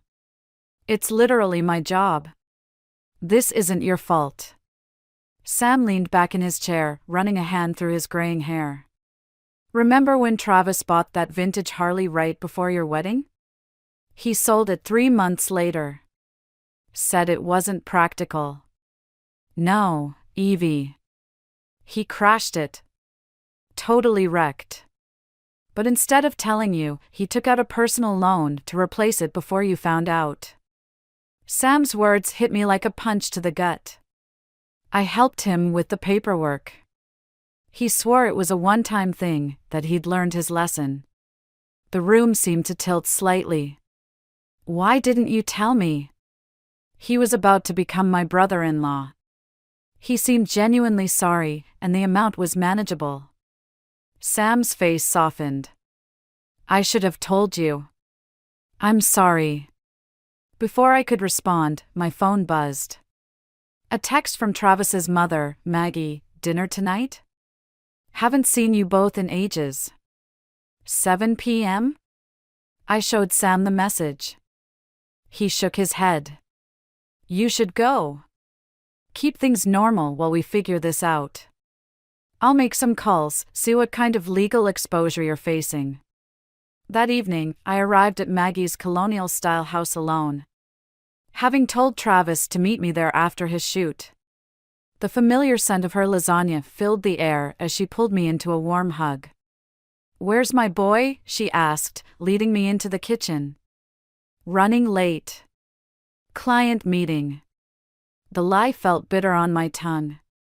"Oh, he's been so busy lately. Did he show you the beautiful watch he bought last week? Said it was a gift for a friend who helped him land that big corporate contract." My hand froze on the wine glass I was reaching for. "A watch? Aha. Must have cost a fortune. You know how Travis is, always going overboard with gifts. Remember that gorgeous painting he bought me last month? The artist was such a lovely young thing. What was her name? Lila something?" The room suddenly felt too warm. "I don't think Travis mentioned her." "Oh, you should see her work. She has this little gallery downtown. Travis has been helping her with photography for her upcoming show. Such a generous boy, just like his father." The front door opened, and Travis's voice called out, "Something smells amazing." He appeared in the kitchen doorway, and for a moment, I saw him through new eyes. His carefully tousled hair, the expensive camera bag slung over his shoulder, the easy smile that had made me fall in love with him. All of it felt like a carefully constructed facade. "Sorry I'm late," he said, kissing his mother's cheek before moving to do the same to me. I turned my head slightly, making his lips land on my jaw instead of my mouth. If he noticed, he didn't show it. Travis, honey, Maggie said, I was just telling Evie about that beautiful watch you bought. The one for your friend? I watched his face carefully, noting the slight tightening around his eyes. The way his hand paused for a fraction of a second as he reached for the wine bottle. Oh, right, he said smoothly. Just a thank you gift for a client referral. 3 lies in one evening, and dinner hadn't even started yet. I took a long sip of wine, wondering how many more revelations were waiting to shatter what remained of my marriage. The business card felt heavy in my hand. Davidson Investigations, discretion guaranteed. Sam had slipped it to me after that disastrous dinner at Maggie's, along with a stern warning about keeping everything legal. 3 days later, I sat across from Mike Davidson in his downtown office, watching him scroll through the photos on his tablet. Your husband's been busy, he said, turning the screen toward me. These are from the past week. The first image showed Travis entering what looked like a rundown sports bar. The timestamp read 2:14 p.m., right when he'd told me he was meeting with clients. The next showed him leaving 3 hours later, looking considerably more disheveled. But it was the third photo that made my stomach lurch. Travis was standing outside an art gallery, his hand on the small of a woman's back. She was laughing, her head thrown back, dark curls cascading down her shoulders.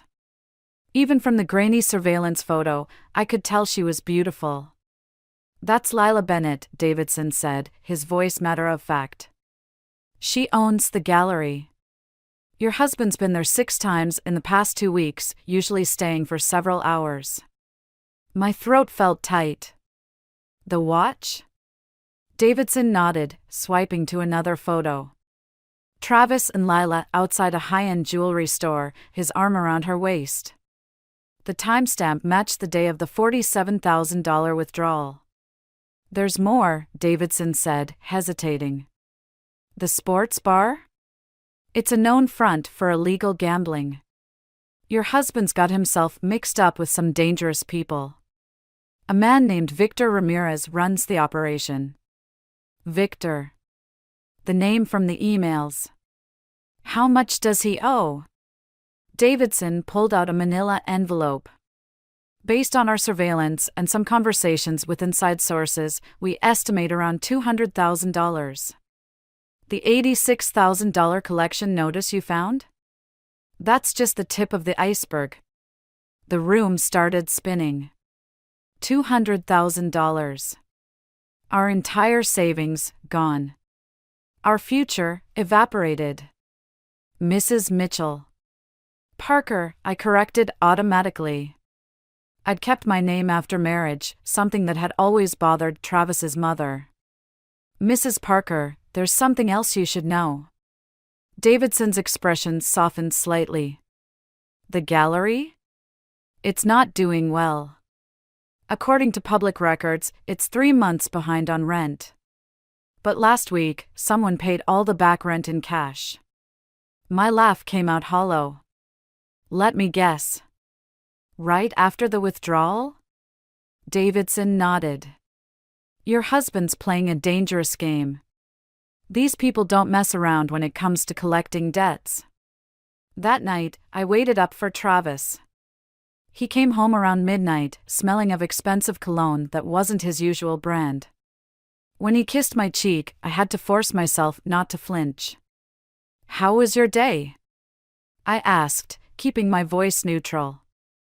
Good. Productive. Got that corporate campaign wrapped up finally.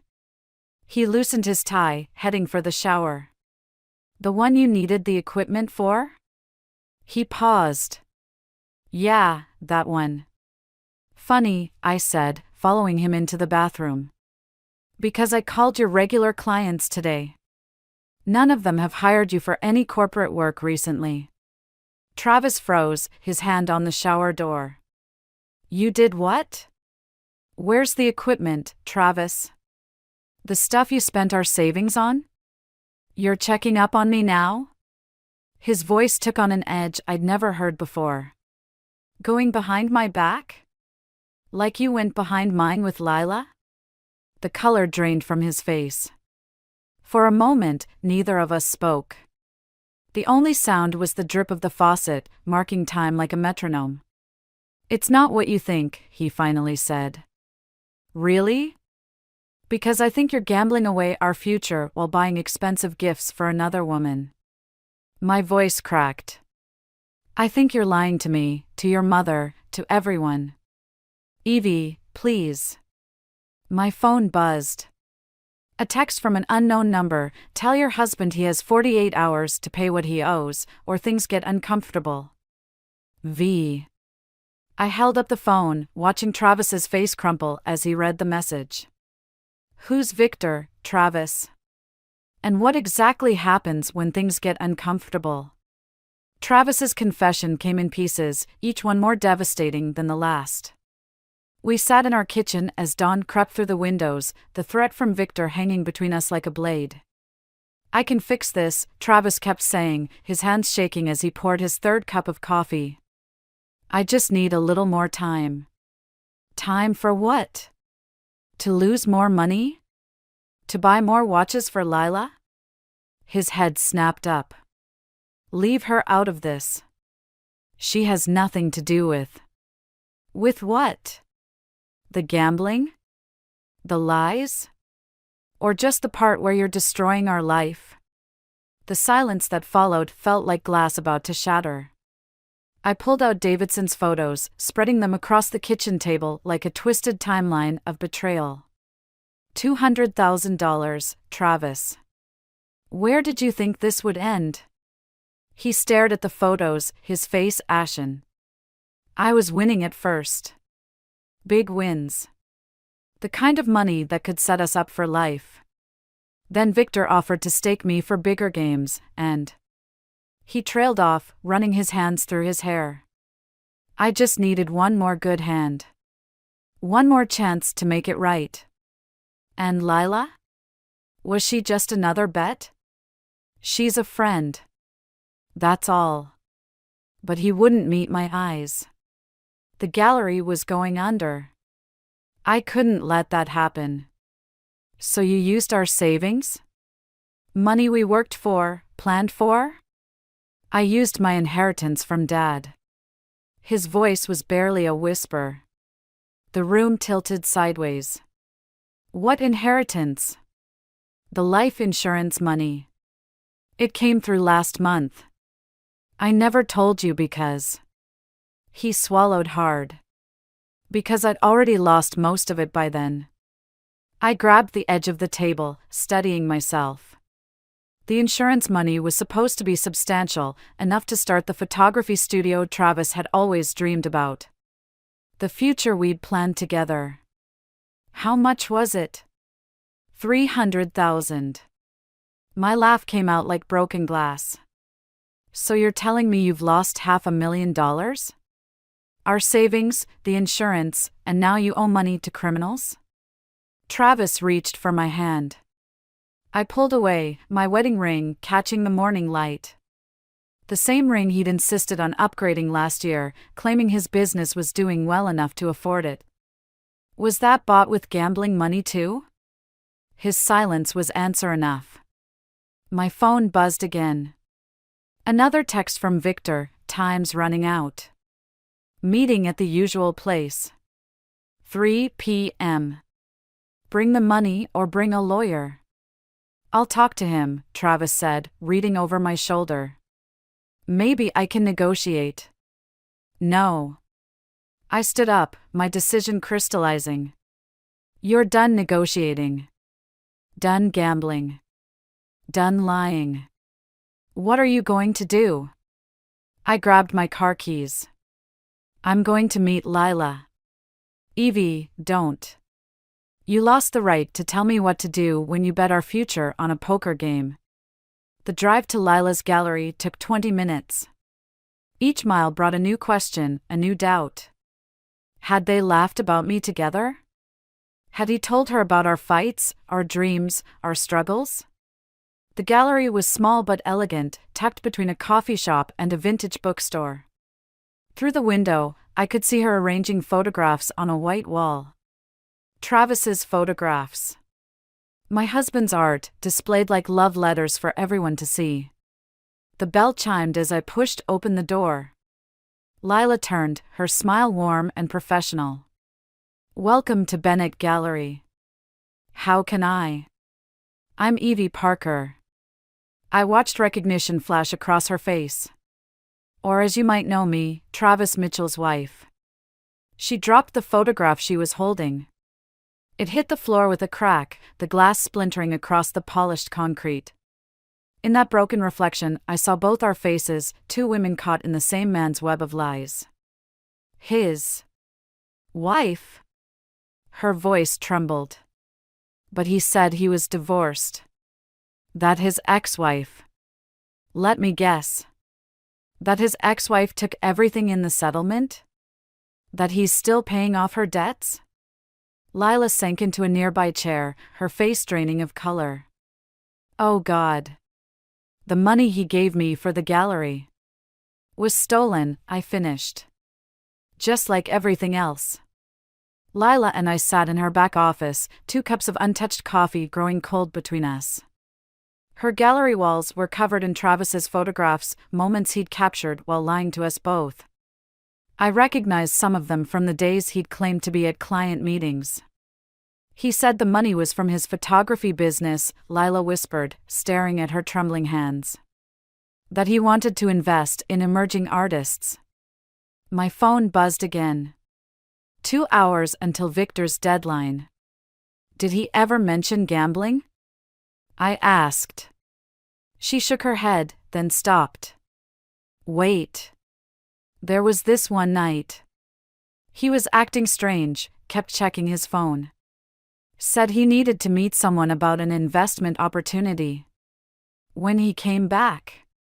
She swallowed hard. His knuckles were bruised. The gallery door chimed.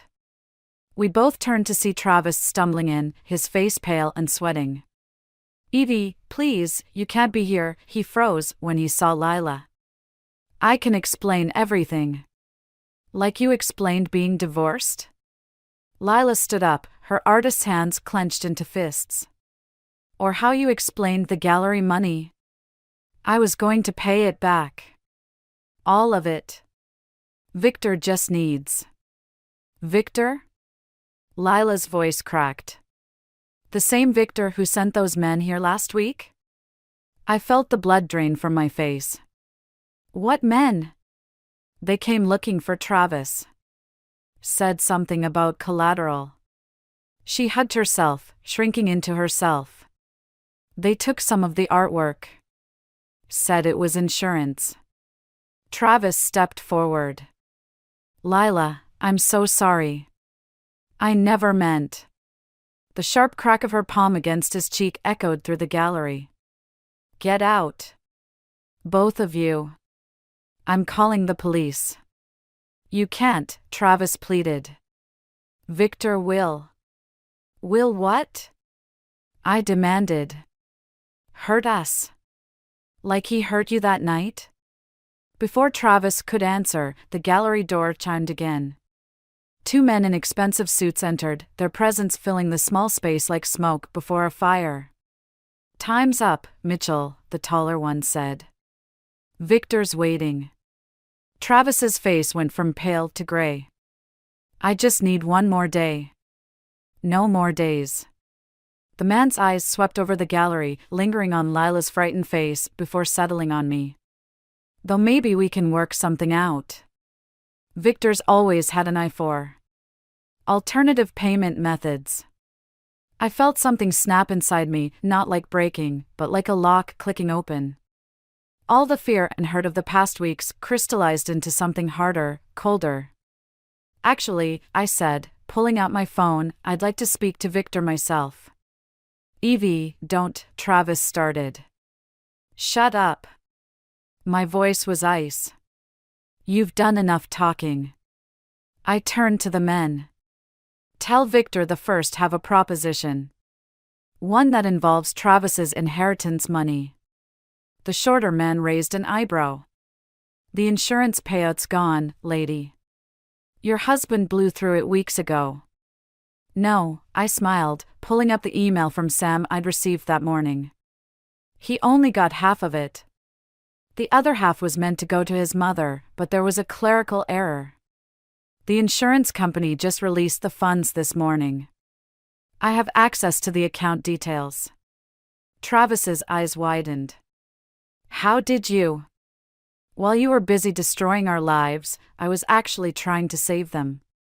I turned back to Victor's men. Tell him I want to meet. Just me. And tell him to bring proof of Travis's debts. All of them.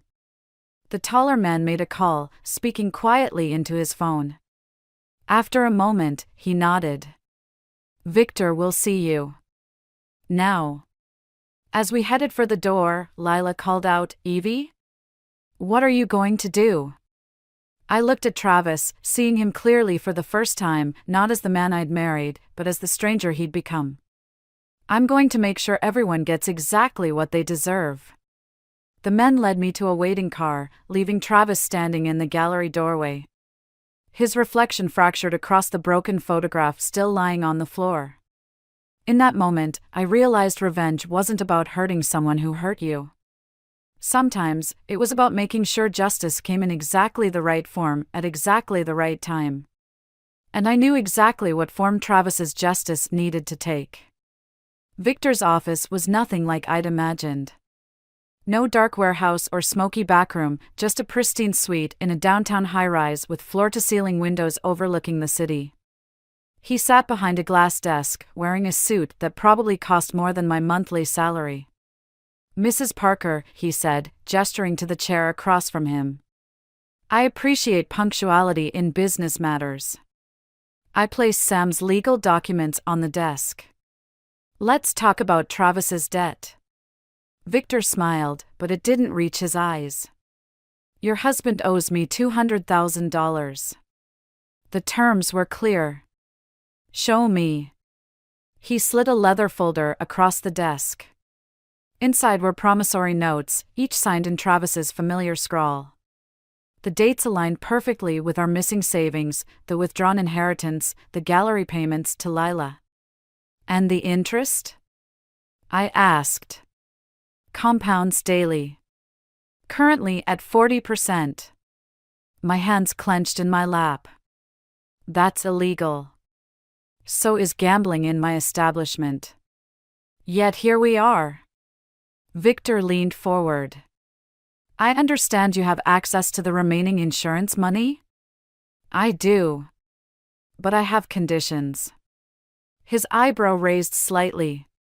You're not in a position to negotiate, Mrs. Parker. Actually, I am. I pulled out my phone, showing him the email from Sam. This money legally belongs to Maggie Mitchell. One call from me, and she'll know everything, the gambling, the debt, the threats. How do you think it'll look when a grieving widow goes to the police about loan sharks threatening her son? Victor's smile vanished. You're playing a dangerous game. No, I'm ending one. I met his gaze steadily. Here's my offer, I'll transfer the insurance money, all $150,000. In exchange, you'll sign a document stating Travis's debt is paid in full. And you'll never contact him again. That's less than what he owes. It's more than you'll get if I walk out that door. The silence stretched between us like a wire about to snap. Finally, Victor nodded to one of his men, who produced a document. Sign here, Victor said. The money first, then I sign. My hand shook as I made the transfer. When it was done, Victor signed the release with a flourish. A pleasure doing business, he said. Though I'm curious, why save him? After everything he's done? I'm not saving him, I replied, standing. I'm making sure he faces the right consequences. Outside, Travis was waiting by the car, pacing nervously. Evie? What happened? Are we okay? I handed him the signed release. The debt's paid. You're free. His shoulders sagged with relief. Thank God. Baby, I promise I'll make this up to you. We can start fresh. No, Travis. We can't. He froze. What do you mean? I mean, I just used your mother's inheritance to save your life. Money that was meant to support her after losing your father. I stepped back as he reached for me. The gallery's pressing charges for fraud. Lila's lawyer will be contacting you about the stolen funds. And I've already filed for divorce. Evie, please. You have two choices, I cut him off. Either you check into rehab today, right now, or I call your mother and tell her everything. How you gambled away her husband's insurance money. How you stole from a grieving artist. How you nearly got us both killed. Travis's face crumpled. I need help, he whispered. I know. I pulled out one last piece of paper, the admission form for a treatment center. That's why I already made the arrangements. Will you? He swallowed hard. Will you wait for me? I thought about all the nights I'd waited for him, not knowing he was gambling away our future. About Lila, waiting in her gallery for a man who'd never really existed. About Maggie, still waiting for her son to become the man his father had been. No, I said softly. But maybe someday, you'll be someone worth waiting for. I watched as Victor's men escorted Travis to another car, heading for the treatment center. My phone buzzed with a text from Sam, papers filed. You okay? I looked at our reflection in the building's mirrored surface, Travis disappearing into the car, me standing alone in the afternoon sun. For the first time in weeks, I felt something close to peace. No, I texted back. But I will be. 3 weeks after Travis entered rehab, Maggie showed up at my apartment unannounced. She stood in my doorway, clutching her handbag like a shield, looking older than I'd ever seen her. Were you ever going to tell me? Her voice trembled. About what Travis did with Robert's money. I stepped aside to let her in. How did you find out? The insurance company called about some paperwork. She sank onto my couch. I started asking questions. Then I spoke to Lila. Her eyes met mine. That poor girl. How could he? The kettle whistled in the kitchen, giving me a moment to collect myself. When I returned with 2 cups of tea, Maggie had pulled out a stack of letters. He's been writing to me from the facility, she said. Trying to explain. But I need to hear it from you, Evie. All of it. So I told her everything, the gambling, the lies, the debt to Victor. With each revelation, her hands gripped the letters tighter, knuckles white against the paper. I should have seen it, she whispered. The signs were all there, just like with his father. I nearly dropped my cup. What? Why do you think Robert had such a large life insurance policy? Her laugh was bitter. He got it after his first stint in rehab, 20 years ago. Said it was to protect us if he relapsed. The pieces clicked into place, Travis's secrecy, his father's sudden heart attack last year. The way Maggie had insisted on handling all the funeral arrangements alone. Did Travis know? About his father? No. Robert made me promise never to tell him. He was afraid Travis would. She closed her eyes. Would follow the same path. My phone buzzed, a text from the rehab facility, Travis Mitchell requesting immediate family visit. Urgent. Maggie saw the message over my shoulder. We should go together. The facility was an hour outside the city.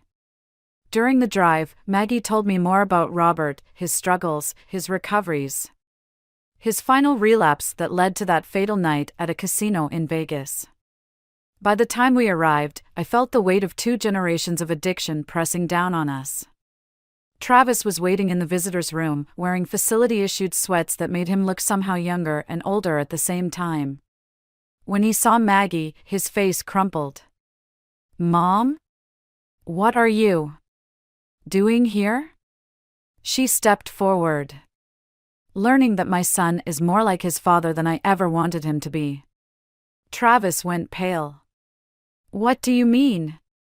The gambling, Travis. The lies. Your father. She took a shaky breath. Your father died chasing one last win. Just like you almost did. He collapsed into a chair, hands shaking. Dad was like me? No, Maggie's voice hardened. You're like him. And I won't watch another Mitchell man destroy himself and everyone around him. I'm getting help, Travis protested. I'm trying to change. Are you? I cut in. Or are you just trying to win me back? Like another game you think you can play? Evie, please. Mom. He looked between us desperately. I know I messed up. But I'm doing the work. I'm facing everything I've done. Then face this, Maggie pulled out one last letter, not from the stack Travis had sent, but an older one, yellowed with age. Your father wrote this before he died. I think it's time you read it. Travis took the letter with trembling hands. As he read, tears began rolling down his face. When he finished, he looked up at his mother with new understanding. He was trying to win back what he lost, Travis whispered. Just like I was.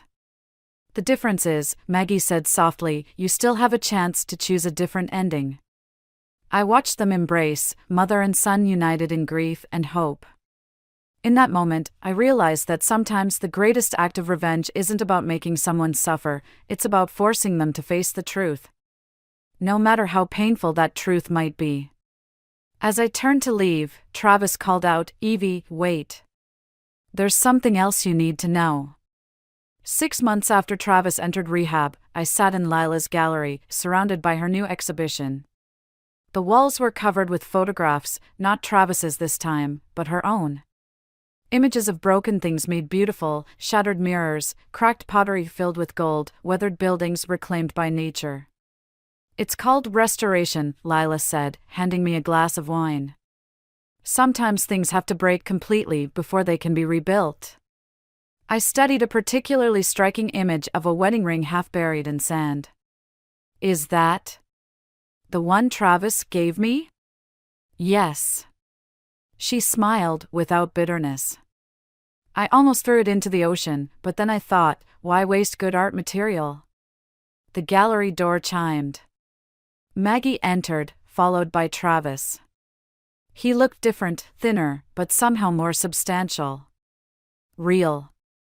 His eyes met mine briefly before focusing on the photographs. These are incredible, Lila, he said softly. Thank you. She straightened her shoulders. The proceeds are going to a gambling addiction support center. Seemed fitting. Travis nodded, then pulled an envelope from his jacket. I've been working with my counselor on making amends. This is the first installment to repay what I took from the gallery. Lila took the envelope without opening it. Keep it. Fund someone else's recovery instead. I don't deserve your forgiveness. No, she agreed. But you have it anyway. That's how healing works. As Lila led Maggie through the exhibition, Travis turned to me. I found a job. Teaching photography at the community center. It's not much, but it's honest work. I heard, I said. Sam told me you're also volunteering at the addiction hotline. 3 nights a week. He hesitated. I got my 90-day chip yesterday. Congratulations.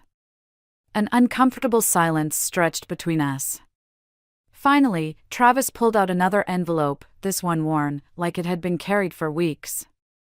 I wrote this during my 4th week in rehab, he said. After I read my dad's letter. I've rewritten it dozens of times, but... well, you should just read it.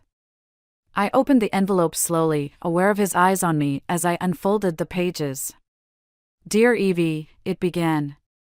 I used to think rock bottom was losing all our money, or facing Victor, or watching you walk away. But real rock bottom was realizing that I'd become my father's son in all the wrong ways. While ignoring the one lesson he tried to teach me through his death, that love isn't about winning or losing, it's about choosing, every day, to be worthy of it. The letter continued, detailing his struggles, his shame, his gradual understanding of the damage he'd caused. But it was the final paragraph that made my hands shake. I'm not asking you to take me back. I'm not even asking for forgiveness. I'm writing to tell you that you were right about everything. Your revenge wasn't making me pay the money back or forcing me into rehab. Your revenge was making me face myself, completely and honestly, for the first time in my life. And for that, I will always be grateful. I folded the letter carefully, aware of the weight of everything unsaid between us. The divorce papers are final next week, I said quietly.